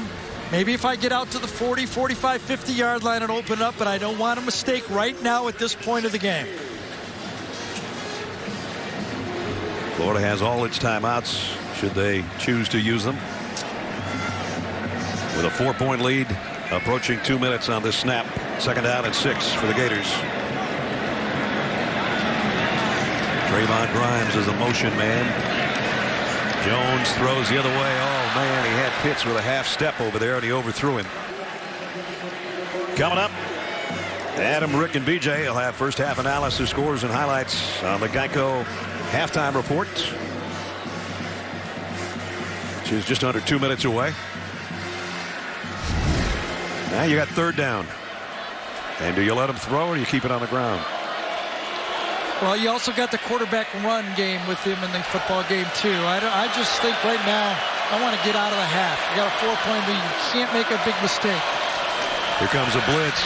He throws it to Pitts, and Pitts is going to lose some more yardage. Back to the 30. Big Cat Bryant, number 1, got the pressure on this screen pass, but I think Kevin Steele was thinking like I was thinking. They're not going to take a chance. They're going to throw something weird at us, and they had it sniffed out. Auburn took that timeout to get the ball back and force a punt. Everybody up close for the Tigers. I don't think Tommy Townsend's going to fake this one. No. Kicks away. Christian Tutt, and again, little trouble with it, but he does make a diving catch for the Tigers, and that's where they're going to work on offense. Coming up tonight over on CBS Sports Network, it's a Mountain West showdown as number 16 Boise State takes on UNLV at 10:30 Eastern. Carter Blackburn, Aaron Taylor, Jenny Dell will have the call for you. And here in Gainesville, an opportunity for Auburn with 1 timeout left and 1 minute 38 seconds to go in the half from the 32. Fakes it to Whitlow. Nick Spires near sideline. Back shoulder throw. Did he catch it? He was shoved out of bounds. I don't think that's going to count. Let's see. 2 officials are going to have a chat. No, I think he caught that out of bounds. Incomplete. Yep. C.J. Henderson, number 1. Powerful Seth Williams. Foot never comes down, shoves him out, and that's a good defensive play right there. Keep your wits about you. Use the sideline to your advantage. C.J. Henderson with the play. Didn't play a week ago, as Jamie told you earlier. Makes a nice play there. Interesting call right here because Florida now has 3 timeouts left. And still 91 seconds to go in the half. Nix incomplete. Clock stops with 1:27 to go. And it's 3rd and 10. I thought for sure we were going to get that quarterback draw or a wide receiver screen, an easy completion. Now stopping the clock again. Florida's going to call timeout if there isn't an incomplete pass after this play. Looks like a little confusion on Auburn on where everybody wanted to go. Will Hastings finally got over as a slot man to the left. On 3rd down and 10. Empty backfield. Nix throws late, throws long, throws incomplete. Schwartz was the closest guy. Marco Wilson, the closest defender. And it's 4th down. And still a minute, 19 seconds to go. 3 straight incompletions. This might be the longest 2.5 minutes we've had all year.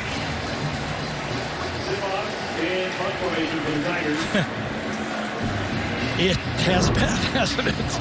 There's a lot going on and nothing at the same time. Exactly. Like another 3 and out. Yes.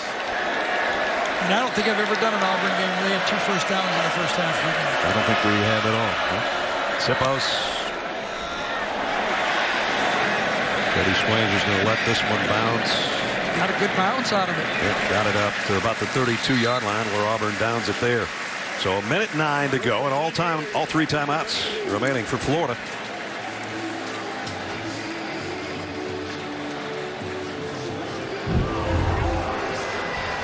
SEC homecoming blues for Florida in the last several years. Losses to Vandy and Missouri. Came back and won a couple of those. And then LSU and Missouri. More losses.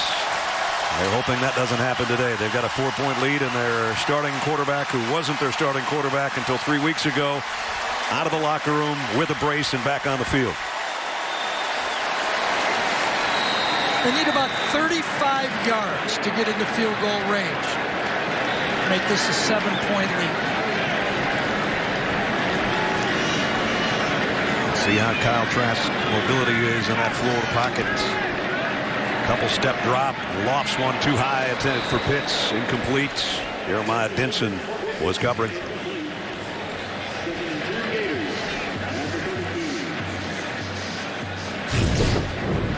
After he lets his pass go, you know, when you have an injury, you can kind of feel that rush. He throws it and kind of bounces and just kind of really didn't step into that throw. No. That ball sailed on him pretty badly. Remember, that's his step. He's stepping into that left leg when he throws. You've got to step. That weight shift into your left leg is important when you're throwing the football. You know he's throwing here. 2nd and 10. This one complete to Hammond. Broke 1 tackle, close to a first down, but there's a flag.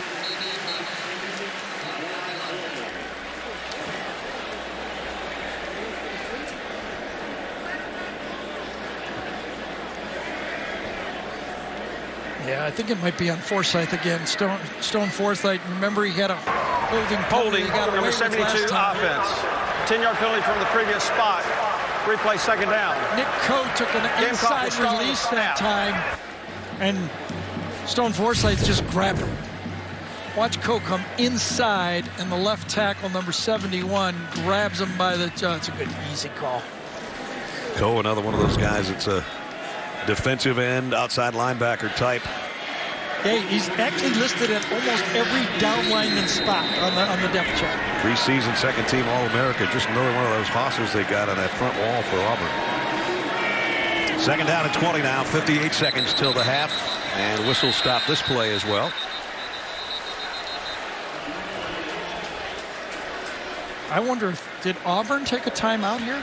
We only have one left. Before the snap, false start, number 56 offense. 5-yard penalty, still 2nd down. Well, the 2 tackles having some problems. 58 seconds on the game clock. Well, this, you know, when you watch the tapes. The foul does not include a 10-second runoff. Thought Mark Curls was part of our broadcast team there for a second. Yes, he was. But you watch this offensive line, they have struggled. There's no doubt about that. They brought Brett Heggie, number 61, over to the right side to kind of calm down DeLance, number 56. Give him some communication over there instead of having two young guys. And nothing's going well for him so far. Now they just keep it on the ground. Pirine breaks a few tackles and gets out to the 23. And with that confusion and that young offensive line, might change what happens here in the next 52 seconds. Timeout. Gene DeLance is being helped to the Florida locker room. The right tackle was called for the last penalty, I believe, after Stone Forsythe had the one before that. And on that offensive line that Gary was talking about that's been shuffled so many times to try to get experience and youth on both sides, and now they lose another tackle, and that means Bleish and Forsythe are the two guys at the tackle spots. Here's a jump pass complete out to Van Jefferson, who hasn't been involved much today. Spins his way up to the 33. And even without incompletion, but anything short of a first down, Auburn's going to force a punt with a timeout here. They don't have a timeout left. No, they don't. You're right. So there's there's about a 3-second difference on the play clock. Even they'll still force a punt because they'll have to take a delay again.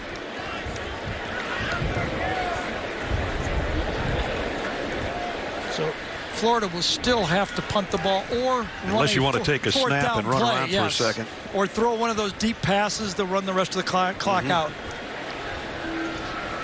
Those are your 5 options. We eventually rounded into it. We're going to see what they're going to do in 2 seconds.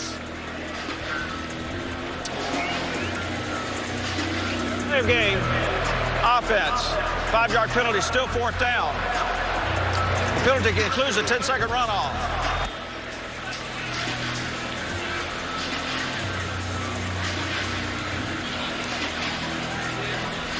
And looks like Trask is going to come out. So the play we've seen in college ball in this situation is you catch the ball, throw it out of bounds, nice and Auburn has declined the 10-second runoff. 4th down.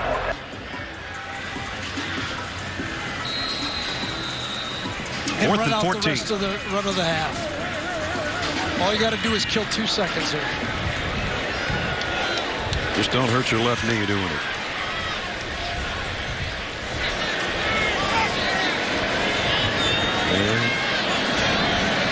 There goes the long ball Gary was talking about. Time has expired, and that one goes all the way into the 3rd row, and somebody made a pretty nice catch over there on homecoming. Halftime. See, I told you he made a pretty good catch.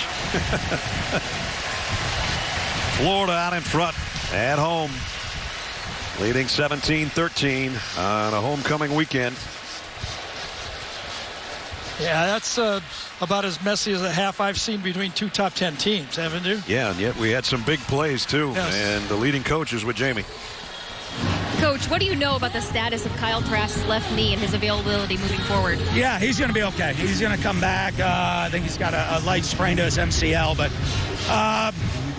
hopefully they try in the league, really tries to keep quarterbacks safe from dirty plays. 4 turnovers for you guys this half. What did you see on those plays, and how do you shore them up? We can't turn the ball over like that. Each one of them's an individual deal, right? You can look at each one. There's not one that's the same. We just got to clean up, do a better job protecting the ball. Thanks, Coach. Thank you. All right, so by his response to Jamie, he thinks the play by the defensive line for Auburn was a dirty play that took his quarterback out momentarily. 17-13 as we head to Adam Zucker and the guys in our New York studio.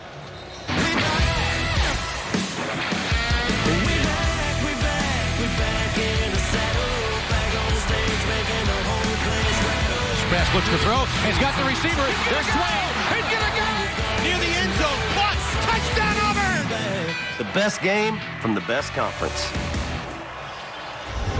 Well, the best ranking of these teams in this conference. I'm not sure about the first half of play, as we're just about set to start the 3rd quarter from the Swamp in Gainesville. And Florida will be getting the second half kickoff with a 17-13 lead. Anders Carlson has got it teed up.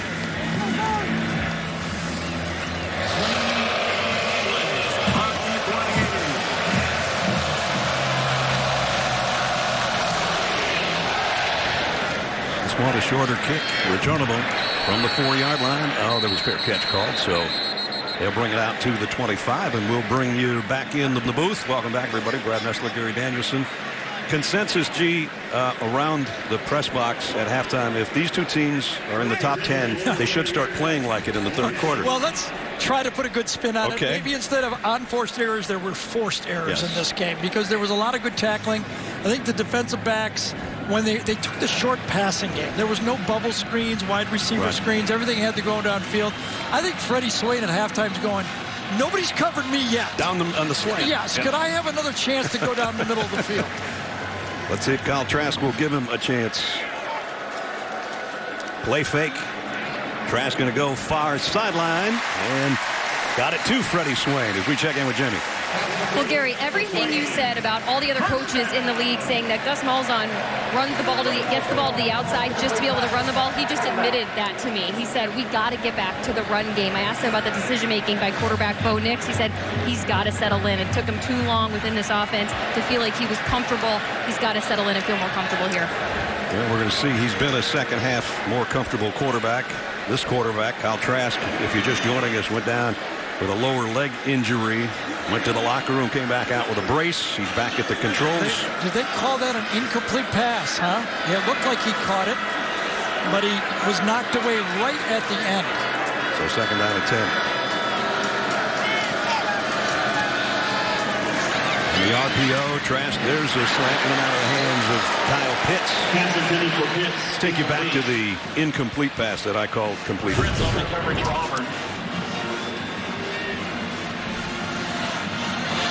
Yeah, it's stripped, never really controlled. Swain never comes down in it and poached out that time. Darius Davis does a good job of getting his hand on that ball right at the end of that catch. Nobody's been very good on third down today. Florida's got a long one here, 3rd and 10. In our defense, we missed that, but we looked very good on camera in that situation. You did. Empty backfield for Trask. Running out of time. Throws across the middle. There's Swain. First down. As Gary said, here I am. Can you throw it to me? Roger McCreary was a step behind. Well, at least they've got a corner covering him on this play instead of a linebacker. And it's actually the same play that was a touchdown to Hammond early in the game. It's a little bit of a stutter. He goes out, he stops, and then he goes across the defender's face. Good job that time by Trask buying time to allow Swain to get across. Freddie Swain putting together a career type of day. 5 catches, 136 yards, and a touchdown. The throw to the outside to Pitts. Good job to bulldog him down after a 4-yard gain by Igbenogany. First half game trends. There's the numbers for Trask and Jones combined. Bo Nix struggled. 5 out of 14. And again, an Auburn team that likes to rush the football and has 35 yards on the ground. And that's not going to do it. And there's Freddie, all career highs. Yeah, he has not been coverable in the game. He's had one knocked out of his hand, but nobody's covered him. Ryan comes out as a wide out to the bottom of the screen. They go back the other way to Pitts, who makes a tough catch in front of Jamie and Sherwood. And that seems to be where Dan Mullen is trying to create this pressure point. He understands that Auburn is covering Pitts as a wide receiver, and that's allowing those inside slot receivers to match up against safeties and linebackers. That seems to be the game plan that has opened up for Dan Mullen the most. They're going to measure this. Yes, they are. If the line is true, it's a first down, but we'll check it.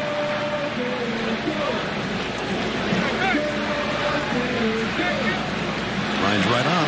First down. Perfect. So they come out of halftime. Florida gets the ball. 5 plays, 5 straight passes. The ruling on the field of the spot of a first down is on for the review. Now we're going to review the spots. Pitts was kind of turned around with his body backwards when he made the catch and ended up a little bit short, but it's a matter of forward progress, and if the ball was across the line, here's another look.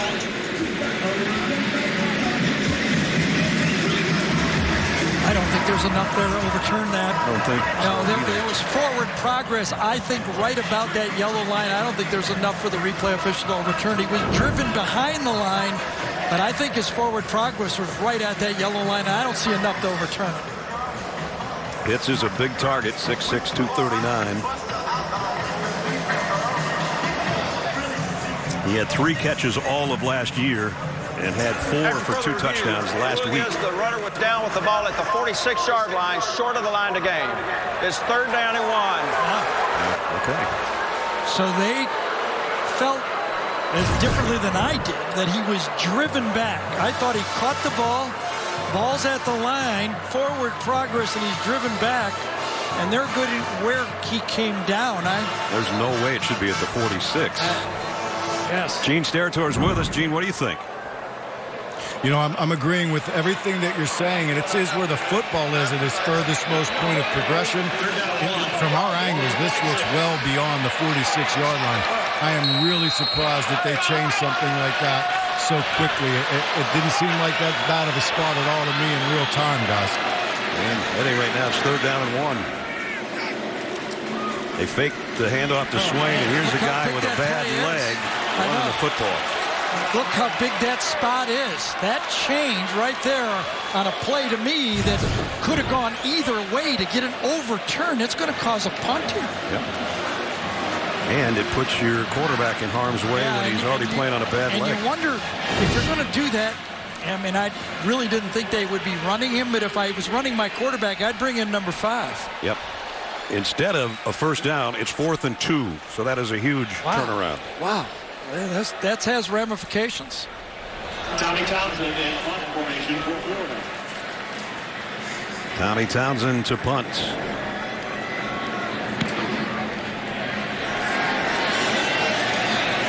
Tutt's just going to let it go, and it made the end zone, and he's lucky it did. Should have been probably fielded by Tutt. Out to the 20 we come with the offense, with Auburn down 4, and we come back. Now let's test your knowledge with today's Aflac trivia question, which is Mike's on. Prior to Kyle Trask, who was the last Florida starting quarterback to wear number 11? We'll test your listening skills too, because I think I gave that away in the first quarter.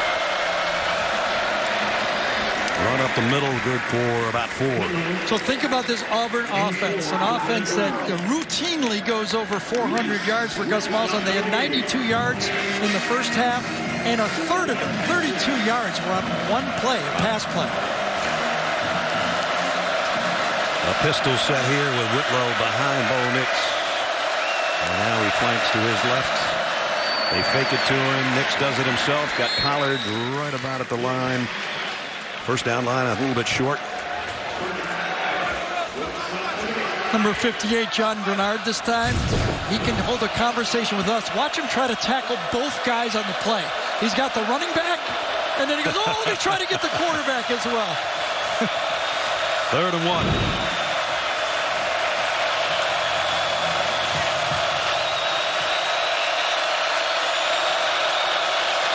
Schwartz in motion. They fake it to him. They give it to Whitlow, who trying to spin his way, and he's not going to get there.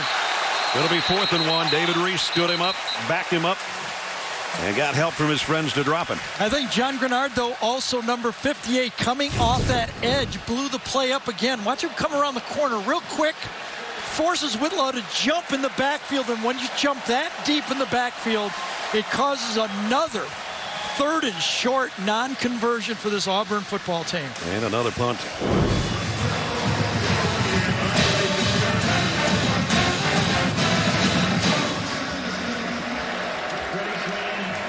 Zippos to kick. 6, 3 and outs. That's 3 and ouch. Freddie Swain camps into this one with a fair catch around the 32. Like being a good center fielder, you see that ball, you run to the stop, and you save yards. Having a career day as a receiver.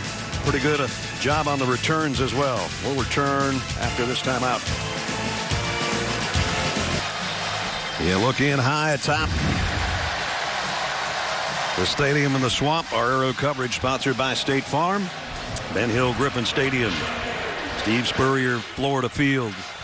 and affectionately known as the Swamp, on homecoming where Florida leads by 4. First down, Gators for their own 33. Kyle Trask got some pressure up the middle, and one hops it incomplete. Wait a minute. Is there a flag? No, it's just a quarterback getting up again.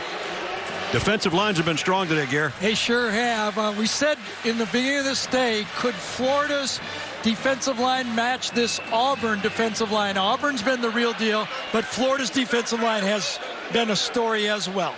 Neither team can block the other team's front four. Number 23 defense. Penalty is a first down at the spot of the foul. Well, a pass interference on McCreary. Yeah, Roger McCreary is going, I've been trying to play tight coverage. Coach said take away the slant, and I get called right here.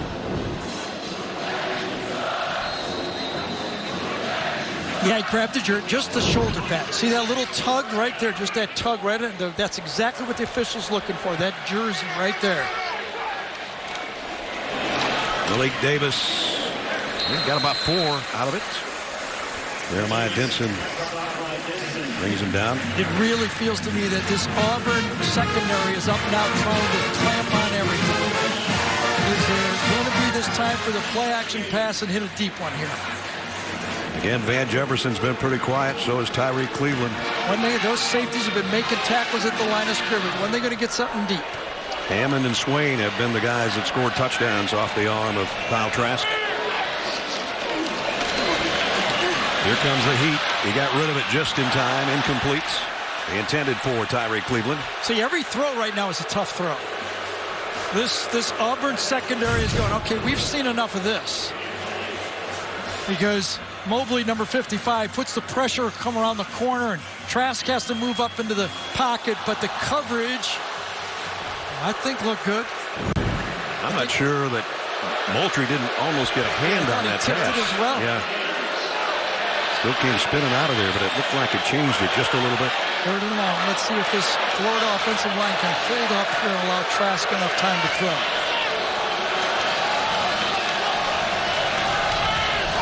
Third and 7. They're going to bring extra pressure down the middle and broken up. Incomplete. Christian Tutt breaks it up on a pass intended for Hammond. Same thing I've been talking about. Every defensive back now is not backing up. They're playing the first down line. Tutt never took a step back. 6-man rush, and he said, they're going to get there. I don't have to move back. Look at him, just squatting, not moving back at all. Someone in the press box has to say, we've got to throw the ball deep on these guys. Todd, who just made the play, drops back as the punt return man. It's been a 3-and-out day.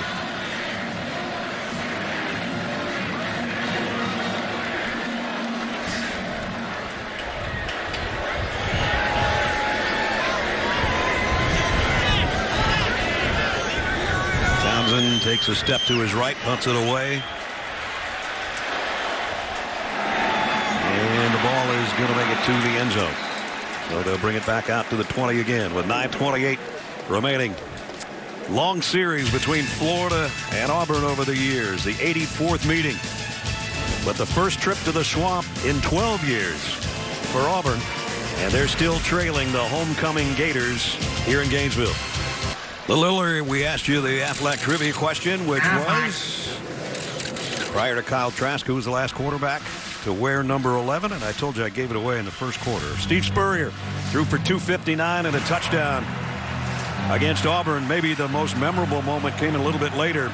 Steve was on his way to win the Heisman Trophy that year in '66. Had the old square toe shoe, came in, hit a 41-yard field goal, and Florida won it 30-27 at Steve Spurrier Field here in Gainesville. 17-13 right now. Bo Nix throws a strike complete to Canella, and he's got a first down to pick up a 12.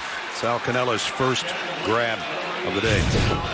Well, Sal Cannella has a little bit of a story just like Kyle Trask. Not highly recruited, went to Auburn, made a career of himself just showing up and being there. Here's 3 yards for Whitlow, who's been unable to get really anything going on the ground at all today for Auburn.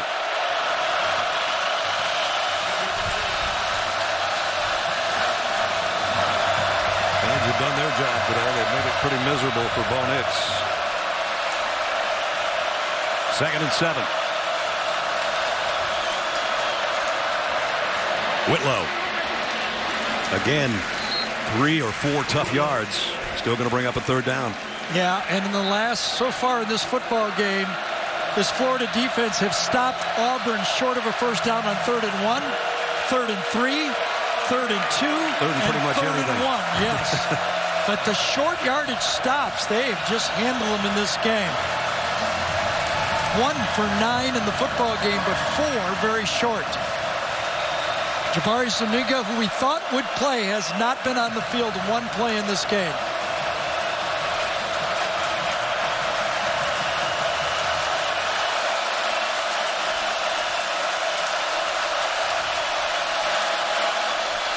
And we got motion, I think, on Driscoll, the right tackle. So instead of being 3rd and short, Ball snap. Ball start. Number 71, offense. 5-yard penalty, still 3rd down. And that crowd has made an impact again. Yep. You see number 71 take his 1 step sideways. And if anybody should be used to the Gator crowd, it'd be Driscoll, Yeah, right? yeah, exactly. He's the only guy that's ever played here. It's not Auburn's team, but he wasn't a Tiger then. And it was Grenard that he was worried about coming off that edge. He's been a disruptor, number 58 that we talked about earlier. 3rd and 9. Nix, flush sideways, throws a side arm and almost completed it to Seth Williams, but it's incomplete. You know how you really measure a corner is right at the end of the play. When you're a corner and you've got a good receiver in front of you, do you panic? Do you grab the guy? Do you give them a cheap penalty? Or do you play through the play? And C.J. Williams did that very well. He's the bigger of the 2 corners and matches up well with the big Seth Williams. 1 for 10 on 3rd down. It's not going to win you many games.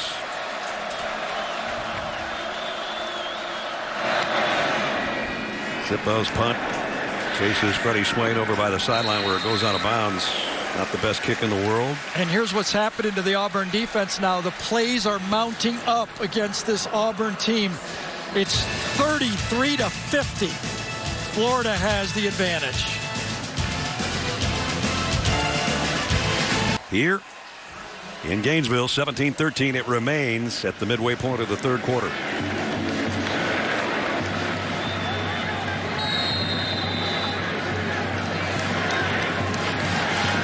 Al Trask has a look at that Auburn defense. It's been pretty stingy today.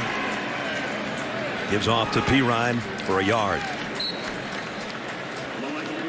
Owen Papo, a true freshman linebacker, made the stop. We talked about, Brad, that maybe somebody from the box can give Dan some help about the receiver squat. He's got plenty of guys that knows him. Yep. That's for sure. A staff that's been together for at least 11 years. And, of course, the guy upstairs, Brian Johnson, was his quarterback at Utah. You know how each other thinks. Here's some pressure. The throw is going to be no interference. Okay. Igbenach, there it comes. Yep. Didn't come from one official, but it came from about 15 yards away.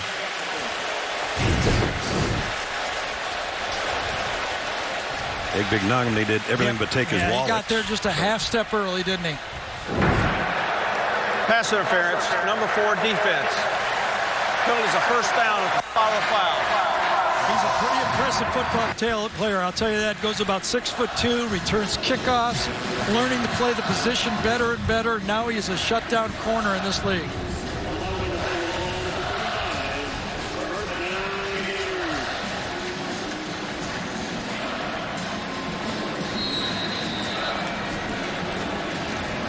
So 1st down by penalty at the 35 for the Gators.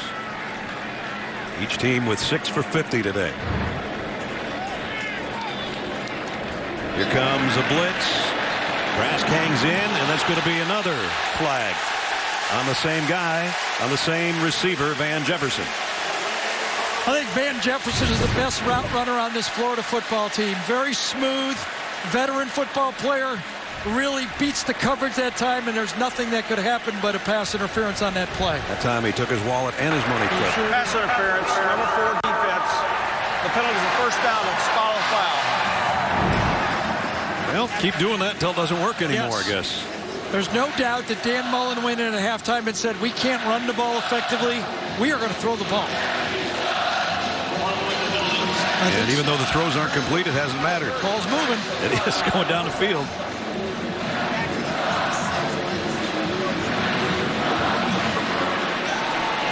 Number 46. First down, Gators.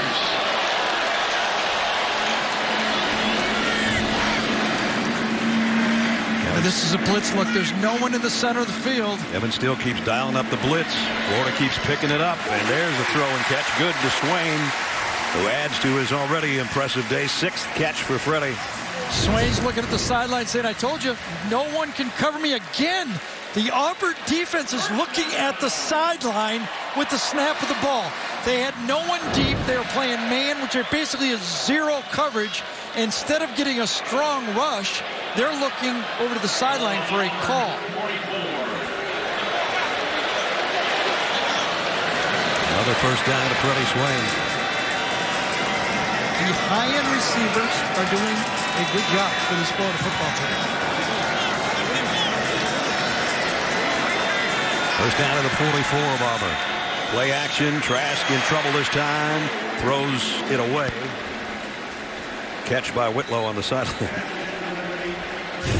Yeah, I'll tell you, big Derek Brown that time put some pressure. Look at that Auburn defense looking over the previous play. They're all looking at the sideline. They don't get a good blitz, and it was a blitz cause that really was called on the play. And that time, Derek Brown was in the backfield and caused that early throw from Trask. And he might be a touchdown route. Holding, number 61, offense. 10-yard penalty from the previous spot. Replay first down. Brett Hagee, the right guard. He tried to hold number 5, and he couldn't do it.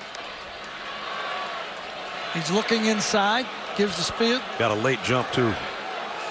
Arm under, and there goes number 5 right into the face of the quarterback and called right at the end of that play. He was a half-step slow coming out of his stance, and you can't do that against a guy like Derek Brown, or he'll eat your lunch. If it looks like Derek Brown has a head under his chest, he was knocked out in the Kent State game, did not play the second half. Kevin Steele told us the story that he actually practiced on Tuesday with the bruised sternum, and he's still playing with a pad there. They get to him from behind. This time it's Moultrie coming around the corner, number 55.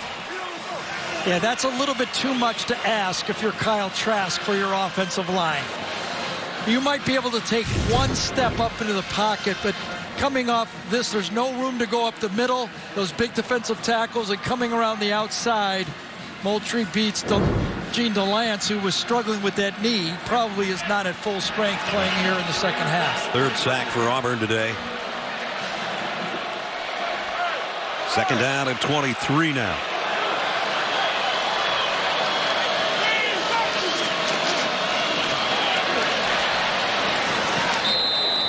Ryan goes for 4 or 5. Brings up 3rd down again. Well, we made the point that Auburn was 1 for 10 on 3rd down, but it's not like Florida's lighting the field on fire. They're 3 for 11. Came in at 50%. Not having that kind of day at all today. I usually like to do a play call on 3rd and 20, but Brad, I'll let you handle this one. Okay. Okay, what do you want to do on 3rd and 20? Throw it quick? Throw a really quick slant.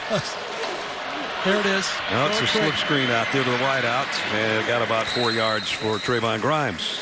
If you're going to try to get a first down, by the time your receivers get that deep, you'll be sacked. I think that was a good discretion is the better part of valor on that one.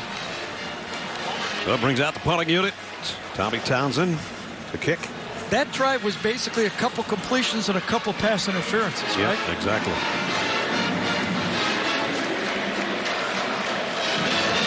Townsend hit his last 2 punts a little too far. It turned into touchbacks. Now he's just holding on to this thing forever. And now kicks it. That might be the one he should have run. But it was too far to go. He would have had to get to the 44-yard line. Flags down. Auburn had 2 defenders right there on both sides of the blocker saying, go ahead, try it. It's 20 yards. You'll never make it. You try to run that one.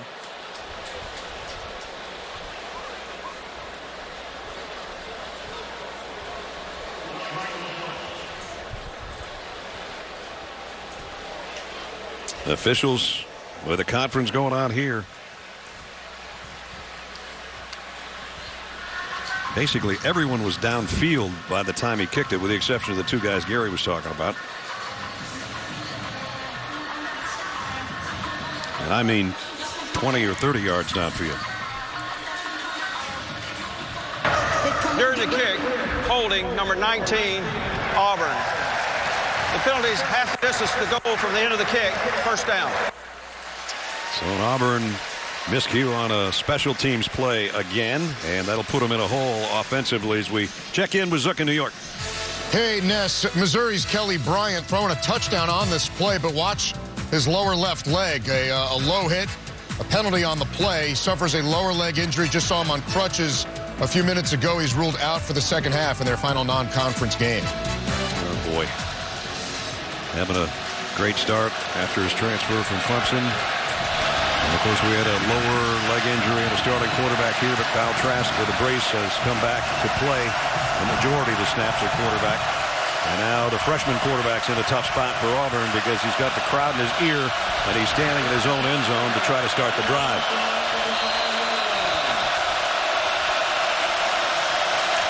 Two tight ends in there. They're going to give it to Whitlow.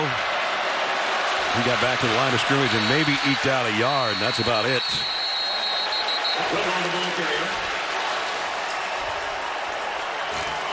This guy has done it already. 3 or more wins away from home against top 25 teams. They did it in 72, 83, 2004. And the national championship year that I mentioned. Now they're off to a 5-0 start, but they're trailing by 4, and they're backed up near their own goal line. Well, remember that win against Oregon. They were 15 points down in that football game and came back and won the game. And Bo Nix threw a touchdown pass with 9 seconds to go to win that one. He might have to be Mr. Fourth Quarter again here today. Whitlow, a little delay, and now maybe his best run. Whitlow out across the 20 to the 21. That's the 4th first down of the game for Auburn, and the first of the 4 that was done on the ground. All other 3, the other 3 were all done through the air. Not like a normal Auburn offense. 14-yard run by Whitlow, by far the best of the day. And they go right back to him, and he's got another pretty good one going here. So Whitlow on the last 2 carries is 22 yards. They didn't even have him that much before those 2 plays. Yeah, Jack Driscoll that time, the right tackle, does a good job of getting his movement to his side. He gets Grenard that time and gets the edge of this Florida defense for the game. So finally a little ground game works for the Tigers. 2nd down and 2. They keep feeding him, and he keeps eating it. Out to the 37 this time for Whitlow, and another Auburn first down. One of the things when we talked to Gus Malzahn about Whitlow, he says that we're trying to keep him fresh for the second half of games in the second half of the season. He does look fresh right here in the second half. He does, and his offensive line coming off the ball for him as well.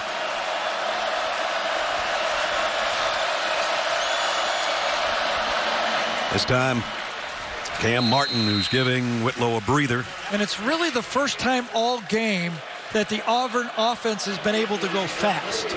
They've not been able to get enough yards or get a first down to go fast. It's the first time we've really seen Gus Malzahn be able to put his high-tempo offense on the field. We approach a minute and a half, 3rd quarter. Auburn's offense starting to gear up. 2nd down and 6. On their own 41.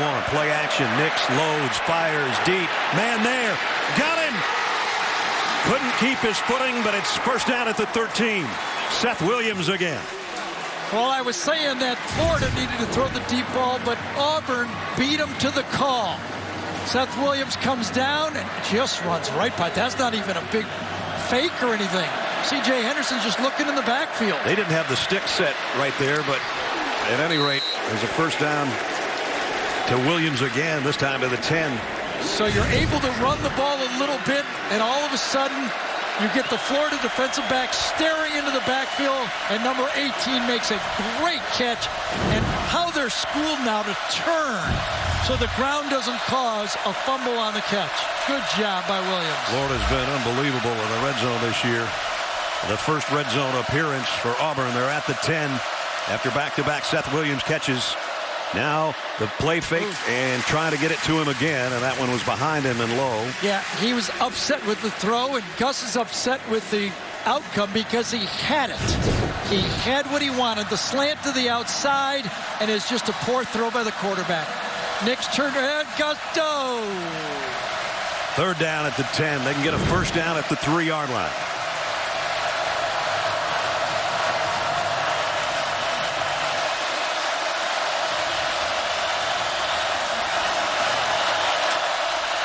Third and 7. 3 wideouts to the near side. And Williams to the top of your screen. Here comes a blitz and a flag as well. Another procedure. Marquel Harrell might be the guy. Was. You got it. Left guard that time. Before the snap, false start, offense. 5-yard penalty, still third down. Todd Grantham dialed a little bit of a different defense. He was going to blitz from one side and drop from the defensive line. Watch, coming from one direction and dropping from the other side. Never had a chance because they had illegal procedure. There's Todd, Florida defensive coordinator. Malik Miller in the backfield with Nix. More importantly, it's third down and 12. They show the same setup of receivers. 3 to the near side, including Canella and Williams up top. 4-man rush. Nix to the end zone. Intercepted by Florida. And it's Donovan Steiner, and he threw it right to him.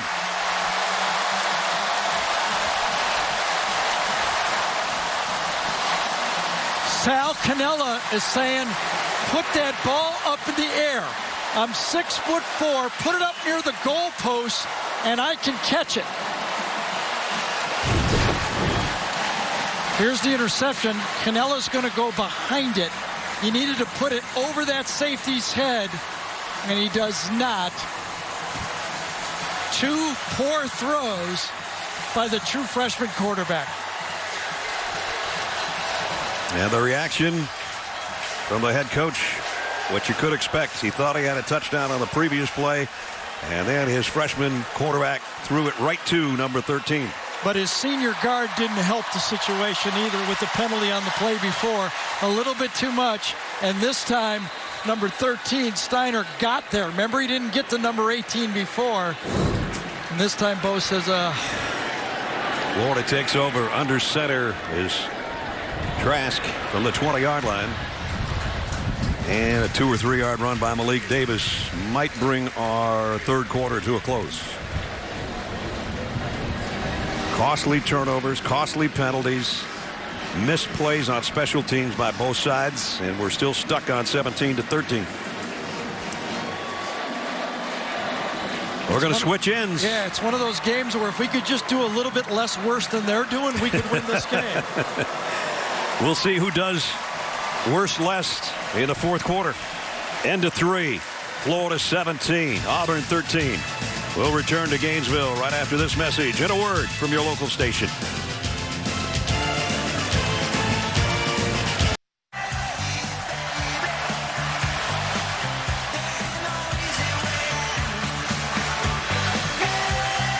As it always is, Tom Petty, late native of Gainesville, has the crowd rocking as we start the fourth quarter. And Kyle Trask comes up throwing.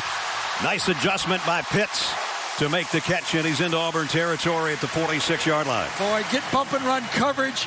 You have a 6'5" tight end mismatch to the outside, and you just take it and throw a back shoulder throw. Can't do it any better than that. Put the brakes on in front of McNogany, and he's got a first down. It has been passing game. We had a question before the game. Can Florida run the ball without a running quarterback? The answer is no, but they're throwing the ball with a throwing quarterback. From the 46, now they'll keep it on the ground and lose a yard. Well, maybe he got back to the line of scrimmage, Malik Davis. Florida in this game got under 40 yards running in the football game. Well, the fourth quarter has been theirs. Best in the country. We'll see if they've got more in store today. We're a minute in. They lead by 4, and we've been stuck on 17-13 through from the first half.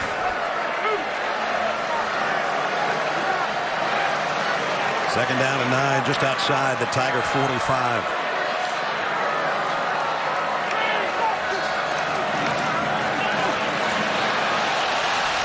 Throwing on the run and completing it out to Josh Hammond. Kyle Trask did a nice job of buying himself some time.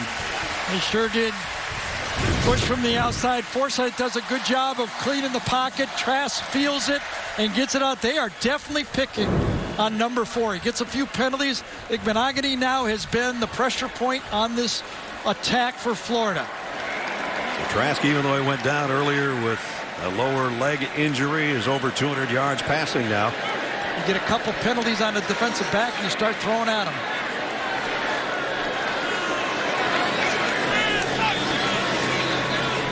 Play fake. Trask takes one step up and throws a strike to Pitts.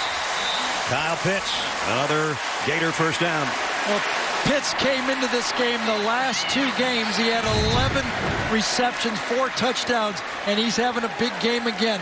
That's his 8th, or is it his 9th? That's his 8th catch of the game so far. He has 8. Swain has 6. It's almost like checkers right now. If he gets a small corner on him, they're just throwing the ball and just back shoulder throwing him and just saying, he's too big for you. 2.5 minutes into the quarter, and Florida on the drive and back in the red zone at the Auburn 18-yard line. Auburn's bringing the heat. And again, Trask keeps the ball and loses 2 or 3. Yeah, that time, Pete, Malik Davis, number 20, goes, just pitch that ball to me. I got outside. You could have pitched it to me.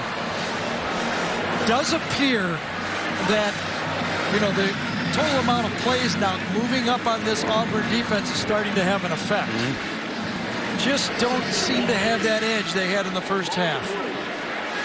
61 plays. And by the way, Florida's one of the, I think they're ranked 12th in the league, 63 plays a game. One of the worst teams in the league for controlling the ball, but in this game, they are controlling the football. Average for them is under 29 minutes. Time of possession a game. They're using all of the clock here, too. Trask. And he's hit. Ball is out. The big fella's got it again. Derek Brown took it right off his hand. I just said they were tired. How could you do that when you're tired? Because he's going to be a millionaire next year. Exactly. Wow, number 5 is hard to deal with. From that defensive tackle position. Goes up against a veteran player, just pushes right. Actually, he got 2 guys. Heggie had him at first, number 61, but he pushes right through Heggie, reaches out his left hand and steals it. I'm not sure if that's a fumble return or an interception, but we'll give it to him. Unbelievable. Wow. Defensive lineman's dream and a happy coach on the sideline. Auburn's got it back. Time now for our ExxonMobil game recap from the Swamp. Number 7 against number 10 here on homecoming. Kyle Trask. That's not the first time he's going to be hit and fumble the football and have number 5 end up with it. Bo Nix, a couple interceptions today. He had gone 119 passes without throwing one. He's thrown 2. But Trask hung in. He's done what he's had to do. Throws some crossing routes to Freddie Swain. In that case, Josh Hammond, part of his 2-touchdown day. Even though he was banged up, he went to the locker room, got a knee brace on the left knee, came back, and he's played the rest of the game. Bo Nix threw a dart to Seth Williams in between 2 defenders before halftime. That got it to 17-13, and then a very ill-advised pass. I don't know if he never saw Steiner or not, but that's kind of where we are. But Gary, you also are having the Derek Brown show a little bit going on here. Good player's a good player. He's kind of doing the Quinnen Williams defensive tackle thing. When you've got a guy that can disrupt the offense from that tackle position, that puts a lot of pressure, and he has been the star as advertised. He gave it back to his offense with that last play right before the timeout, and so both of these defensive lines have matched up. 7 turnovers, 16 penalties, and a botched punt where Florida tries to fake it. It has been both defensive lines that have been tit for tat. And boy, the guy that's been one of the disruptors for Florida is down right now. John Grenard, the transfer from Louisville, who we spent time with yesterday, has got a personality that would light up the whole stadium, and they work on him with 11 minutes and change remaining in the game. Down to 11-12 remaining. John Grenard came off under his own power. They're working on his right ankle. My guess is he will be back out there, knowing John Grenard. Meanwhile, 2nd down and 4. for the Auburn Tigers at their own 46, trailing by 4. And here's a good-looking run by Whitlow. The second half, he has come to life, and he's got a first down at the 38-yard line. And just as advertised, as we were told, they try to get a fresh Whitlow in the second half, run right off that double team inside. That's what works so well. Yeah, very 14-yard run. Scoop. Kim and Orell, number 54 and 77. Good job. He's had 14 and 16-yard runs in this quarter, and now his quarterback runs and got out of the bounds after a 2-yard pickup.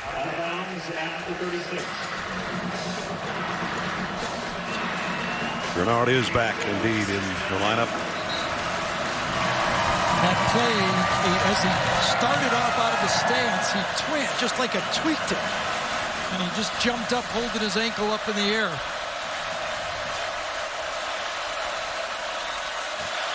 Auburn's moved it to the Florida 35 after the Derek Brown sack, forced fumble recovery all in one.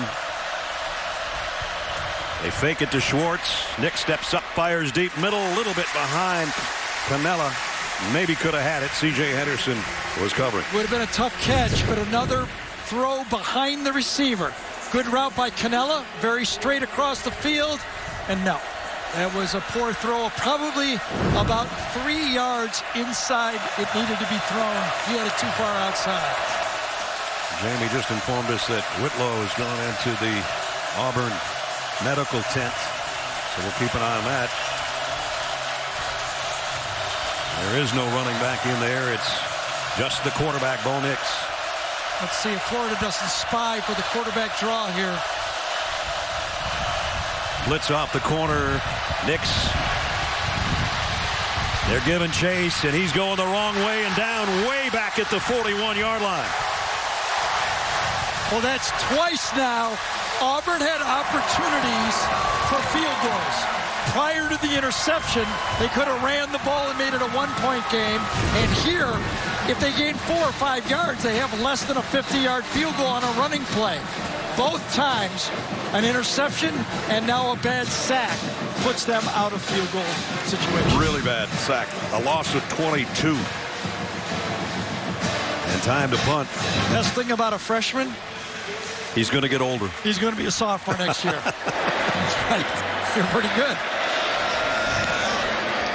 This is a booming end-over-end punt. Swain's going to take a fair catch. Good kick by Sippos. Takes Florida all the way back to their own 12-yard line with 9:19 to go, and the Gators clinging to a 4-point lead. 17-13 Florida. Auburn couldn't take advantage of that forced fumble and fumble return by Derek Brown. Let's take you back to that play, though. A friend of mine said, hey, wait a minute. Wasn't the clock down to 0 when the ball was snapped? And it sort of looks like it was. So maybe that shouldn't have been a play. Gene Steratore, what do you think? Take us through the mechanics sort of that, Gene. Yeah.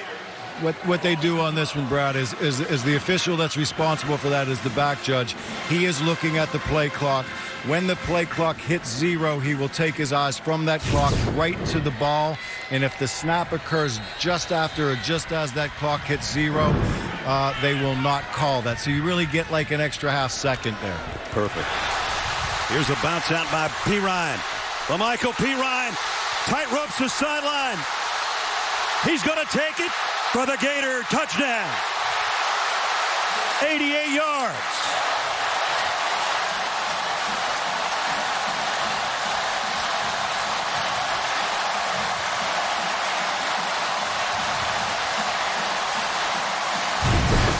No running attacks all game. And then the linebacker has a chance to stop the play, bounces off the tackle, and then yards after contact, make it a long one for a touchdown. One missed tackle. The secondary's up playing really tight, and he's gone. Daniel Thomas, the safety, is going to wish he would have used that sideline a little better and just got him knocked out of bounds, but it didn't happen. And 88 yards later, Florida adds to their lead. McPherson's extra point is good. So Florida's been running for less than 40 yards all game. They run a first down run. The linebacker standing in the hole, and they get an 80-yard plus touchdown. Our touchdowns today have lasted one play, two plays, two plays. Amazing.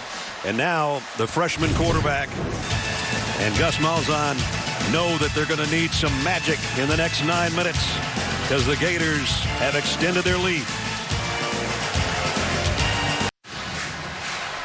Auburn's in trouble on the road with 9 minutes to go. That's the Florida sideline after an 88-yard touchdown run by LaMarco Piron. And if you're looking for 10-play drives that go 7 minutes or something, you'd probably have to watch a different game because all our touchdown drives have happened in a hurry. These two defenses are not allowing that. And Auburn now. Ness, watch what a coaching staff can do. Florida goes unbalanced with 4 players to the outside, unbalanced over here.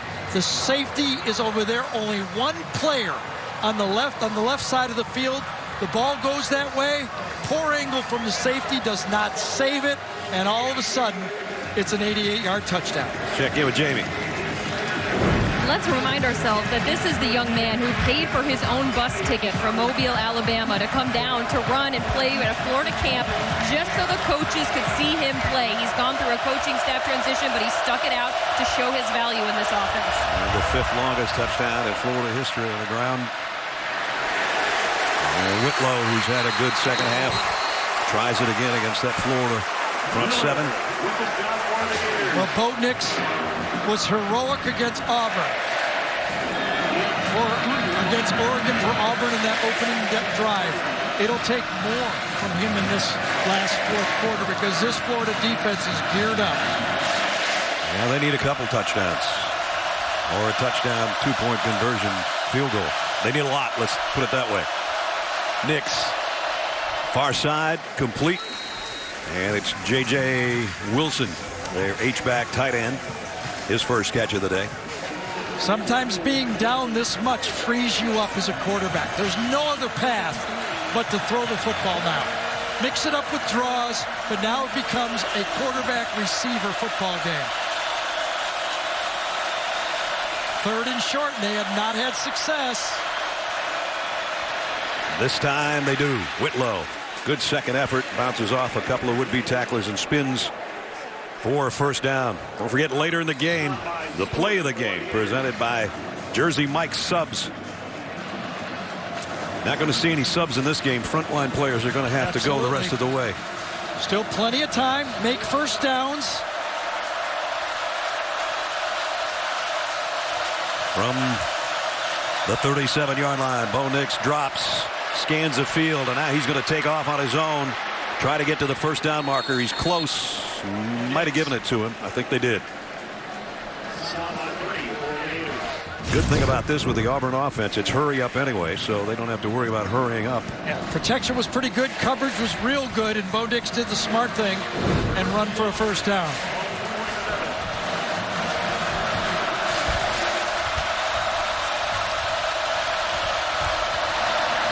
Whitlow.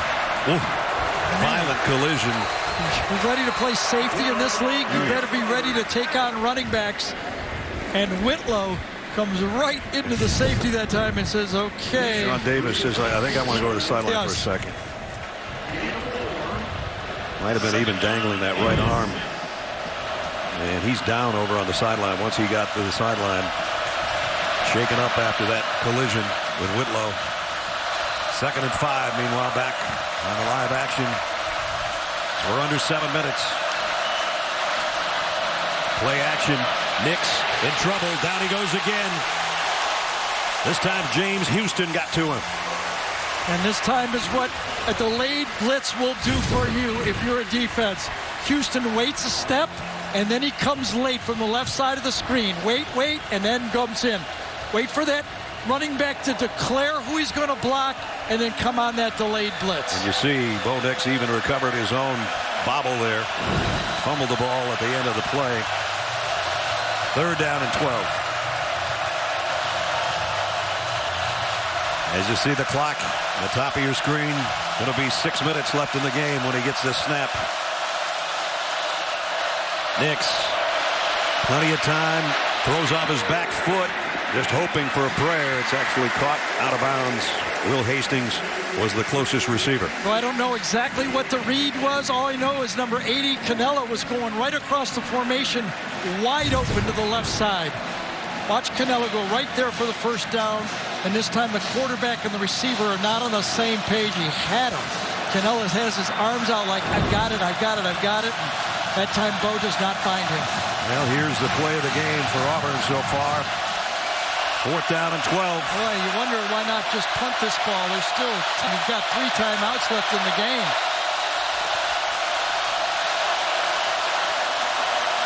And there is a timeout. Taken by Florida with 5:55 remaining here in Gainesville. Well, I guess instead of Gus Malzahn, it's Guts Malzahn. 4th and 12. Bo Nix 9 for 23 in the football game. This is a gutsy call. The whole football game is on the freshman quarterback, 4th and 12. They've got to get it all the way to the Florida 43. Bo Nix flush sideways, waiting, and now he's going to try to run, and there's no way he's going to get there. Florida takes over on downs. I think Gus will rethink this football game later and say, did I give enough help to my freshman quarterback? Remember when Dan Mullen kicked the field goal? He could have called this easier play early in the game to make it a smaller score for a field goal.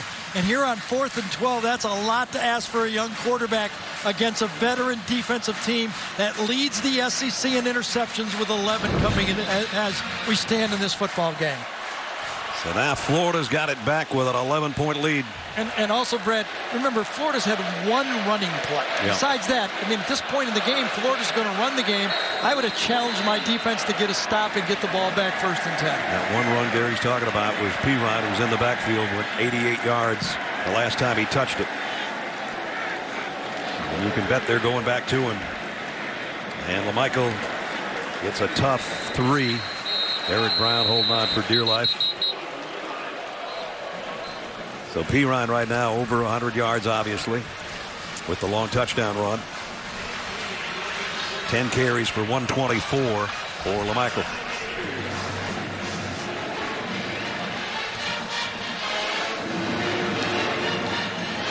Florida has beaten 7 of the last top 10 teams that they've played, and they're trying to do it again. Would make for a happy homecoming for all the alums and the folks around Gainesville partying, but they still got 5 minutes to do it.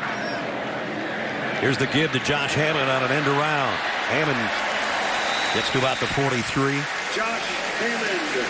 Kyle Pitts has caught a lot of passes in this football game, and this time he's able to get the edge blocked for this Florida football team and get it into 3rd and short. Every snap so important for Auburn wanting to get the football back. Florida's got some big games coming up and starts next week. Georgia, Florida State. Well, you know, at South Carolina ain't going to be easier. They don't come back here to the Swamp until November 9th. That's right. Move back. Trying a trick play back to Trask. It worked. I'm just not sure I keep doing this to my quarterback who's got a bad wheel. We got gutsy Dan Mullen and gutsy Gus Malzahn and crazy Dan Mullen. Holy cow. Lucas Kroll, number 7, high school quarterback, tight end, H-back. You know, we see them do it in practice, yes. But I wasn't expecting that That's today. in practice. Wow. Just shows you their inability to run the ball all day forced a big call for Dan Mullen in a crisis situation right there, and buys another, you know, at least timeouts being called by Auburn or another 2.5 minutes off the clock. You see they've got 10 more first downs than Auburn does, and now the clock is stopped with 3:35 remaining. Florida with the ball and an 11-point lead with 3:35 to play. Auburn still has their full complement of timeouts, and they're going to have to start using them pretty soon, depending on what the Gators do offensively here. They've already surprised us with a couple of play calls. I'm betting run the rest of the. They're going to drain the timeouts from Auburn now. And it's going to be Trask that does it. Oh, man, he got nailed again by KJ Britt. I guess I wouldn't be saying this if Trask didn't go down with a leg injury earlier in the ball game, but now they got him catching passes from the tight end, and they got him running the ball and getting drilled. And, KJ Britt might have missed the tackle on Pirine, but he didn't miss that one. No, he didn't. Florida trying to go to 6-0 for the first time since 2006. They're 3.5 minutes away. And at the 36-yard line of the Auburn Tigers, 2nd down and 8.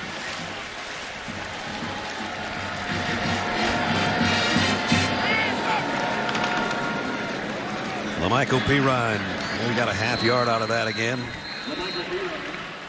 And Dan Mullen in his 2nd year, he put together a 10-3 season last year, which was a 6-game increase. And you look at some other 2nd-year head coaches of note, and he is flying past those guys right now. Yeah, and he also was here, obviously, when Urban Meyer took a 2nd-year head coaching job and went all the way to a national championship. Right. And they're trying to win their 10th straight game. That's the 4th longest behind Clemson, Ohio State, and Appalachian State. The 3 teams with longer winning streaks. Clemson's at 20, I think, right? Yeah. They've struggled more than we've all thought this year, haven't they? So Auburn's down to 1 timeout. Auburn's schedule. Remember, they got a big win over Oregon and then one at Texas A&M, which is where the legend of Bo Nix, I guess, started with Oregon, and then A&M not getting rattled there, but they got ahead at Kyle Field, and that changes things a little bit as far as quieting the crowd. Yeah, they still may have to play number 1, number 3, number 5 coming up ahead of them. So you want to be an SEC head coach? There's your gauntlet that you have to go through before December. Trask again runs. And it's 4th down. Jamie and Sherwood made the tackle. Auburn has used its final timeout. Back in Gainesville with 3:20 to go. Now 4th down and 7 coming up for the Gators. And they are set to punt. This is the one time I'm sure Tommy Townsend would like to put one out at about the 5-yard line instead of in the end zone. And if Auburn doesn't rush him here, he'll take his time. And he did. Pooch it. Straight up in the air. And it's going to be taken at the 10, maybe the 9. Well executed. So 3:12 left, no timeouts for Auburn.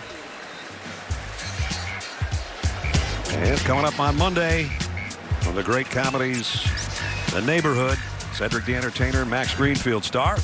In the Neighborhood, Monday, 8/7 Central on CBS. So the 10-yard line for number 10. Long way to go and a short time to get there for freshman Bo Nix. Wideouts, 2 to each side. 90 yards away. They need more than a touchdown. They need a combination of scores to either even it or go ahead. First things first. Throw in the flats. And maybe 10 yards for Malik Miller. I thought he was going to get knocked out of bounds. The big fella rumbled up and I think got the first down. Yabade, number 11 that time, needs to force that player inside the field. Got out of bounds and a first down. They're playing soft zone. Nix overshot an open receiver that time at Hastings. And Will was open out there, and that was just a high throw. Yeah, well, Hastings is not as big a receiver, and it has to be down in his area. And lucky that wasn't picked off by Marco Wilson. That would have been the game ender. 2nd and 10. Low snap. Nix handles it. Gets it out to Malik Miller again with blockers in front. He's got another first down. And taken down by Sean Davis. But again, they'll move the sticks. Clock stops temporarily here. 2:45 to go. Florida is willing to give up yards for time right now, but they need to tackle inside the first down. Auburn needs to throw past the and first again down. he overshot him, and this time Marco Wilson did pick it off. That'll end things. It's like he learned from the last one. Exactly, right? The last one is like, last time I had my eyes on 33. This time I have my eyes on the football. Hastings, again, not a very tall guy, 5'9" at the most. And Wilson says, crossing route, I'll just keep my eyes on the quarterback and take the free overthrow. He learned from the previous play, but Bo Nix didn't. Again, the high attempt to number 33, and it ends up this time in the arms of number 3. Marco Wilson, second interception of the year, and a huge one here at home for homecoming. Well, I think, everybody thought, how much better did this Florida team have to play to beat Auburn? They have played well on that front, but Kyle Trask also, I mean, there's no doubt Dan Mullen handed the ball to his quarterback and said, we got to throw. Yeah. First down from the 47, Michael P. Ryan. And I will say this for Bo Nix and the Auburn offense. 11 for 27, yes, but he didn't have that Auburn offense to help him in this football game. Florida took away the running game. 11 for 27, one touchdown pass, 3 interceptions, but he didn't have the help necessary for a freshman quarterback on the road. He had thrown 2 interceptions coming into the game. As you see there, he's thrown 3 today. There'll be better days for that young guy. I don't think you can put that all on him. This offense did not produce the necessary help for this normal-looking offense for Auburn. The straight give again to P. Ryan. And LaMichael gets it right to the midfield stripe. Don't forget, coming up when we're done, Rocket Mortgage by Quicken Loans postgame show. Adam, Rick, BJ have all the scores and highlights. It really changes the look of the East now and does it in this SEC. Even if Florida gets knocked off once before they play Georgia, that would still be a game that could determine the East. It's going to be a happy group today, and not so good heading back to the plains of Auburn for the Tigers, who came in ranked 7th. Georgia would be. I was looking at this game and go, we got a weak Florida team in Jacksonville we're going to catch in a few weeks. Georgia, right now they're looking at Tennessee. The game just getting underway. We're under a minute here. And Florida is going to be winners in 10 straight. Gators lead the all-time series here in Gainesville. Now 24 wins against just 9 losses. John Grenard, part of a defense that was very, very stingy here in Gator country today. Don't forget Emory Jones's part in this football game, that he came in and hit those passes. That difference of making it a 1-point game to a 4-point game changed the strategy for Gus Malzahn. I thought he should have kicked field goals and helped his quarterback to get in the game. And then all of a sudden, he got caught with that long running touchdown by Florida. But Emory Jones played a big part of the game as well. Derek Brown played a heck of a game for Auburn, but his turnovers really didn't affect the game very much at all either. And so the celebration is 9 seconds away. Let's take a look at the GMC game changer today. And that Florida defense that Gary and I said about 3.5 hours ago, they were fired up because they said, yeah, we've heard all about Auburn's defense, but what about ours? And today they showed what about theirs. With interceptions, sacks, harassing the freshman quarterback into mistakes, and they have reason to celebrate. They play brilliantly today for Todd Grantham, the defensive coordinator. Sure did. This is the 6th matchup that Todd Grantham has gone against the Gus Malzahn offense. 4 other times of the 5 games, the offense for Auburn gained over 400 yards. Today, held them in check, under 300 yards. He'll take those 3 picks and those sacks any day. Their stats are going to look pretty good. They look great coming in as far as sacking the quarterback and interceptions. They were leading the country in both categories. They're not going to hurt for leaving those stats right where they are. Impressive performance by Florida as Auburn Came in averaging 38 points a game, and they're held to 13 today. What a performance by a guy that only had one offer to come to Florida and basically had to wait 4 years to get his chance and then play through an injury. In this game, he's done everything. He threw it, he got injured, he came back, and he caught one to finish off the game, basically. The most unassuming guy. When we talked to him yesterday, we were worried he didn't have a pulse. And I asked him, he walked out, I go, Kyle, have you ever heard of the transfer portal? Oh, and he said no. Laughed, I just want to finish my career here. He's going to finish with a homecoming win today in the last play of the game for Auburn. And the Gators win it 24-13. Again, the first time in 13 years that they've started the season 6-0.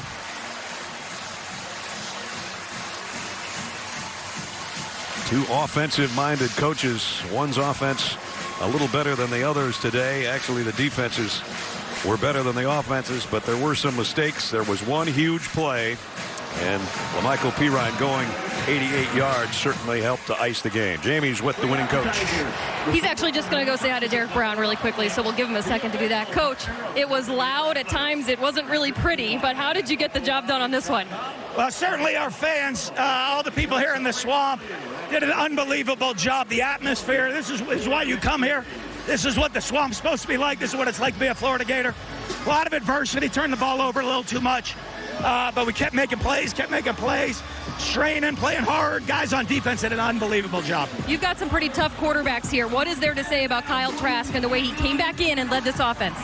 You know what? I mean, he got banged up, got hit, came back in, continued to lead, continued to make plays, continued to battle, and offensively found a way just to do just enough to win. Well, I'm going to go talk to him. Coach, congratulations. Thank you. Kyle, how's that knee feeling? It feels great. Coach told us at halftime you were playing on a sprained Coach told us at half you're playing on a sprained MCL. Is that true? Yeah. How does it feel? Feels good right now. Tonight, probably not so good. You came here after one Division I offer for football, and you just won Florida's homecoming game. Did you ever think you'd be in this moment? No, to be honest, I mean, this is like a dream come true right now. I'm just trying to do my best just to take it all in, man. You know, I'm so proud of our team, just offense, defense, special teams, everybody balled out, and I just can't be more proud of this team right now. Thanks, Kyle. Congratulations. Thank you. All right, Kyle finally opened up to Jamie a little bit after a yes and a no and a I feel good. Well, he's going to feel good. That might be a little stiff later, and I'm sure Breland Mullen is saying, Daddy doesn't sound like that at home. As she joined her dad out there for a homecoming victory celebration. Good job by Marlon Davidson right there saying, hey, no hard thing. It was coming around the corner. That's where he got hit on the knee right there. Well, now it's time for the play of the game presented by Jersey Mike Subs. And this was the one, as I told you, turned at the 5th longest rush in Florida history. The bounce out by Lamichael Pirine. The safety didn't take the right angle. He tight-roped the sideline. And then it was off to the races. The biggest offensive play of the game by either team. And this is how Mick Hubert called it on the Florida Radio Network. Mick. 4 receivers out wide to the left, 4 of them. Snap to Trask, run it to Pirine, off to the right side, breaks a tackle at the 15, at the 20, at the 25, at the near sideline to 30, down on the sideline to the 50, he's into the clear, he runs to the 40, 30, 20, 15, 10, 5, touchdown! Touchdown! 88 yards! Oh my, touchdown Gators! Mick will have his blood pressure taken as soon as the game is over and he does the post game.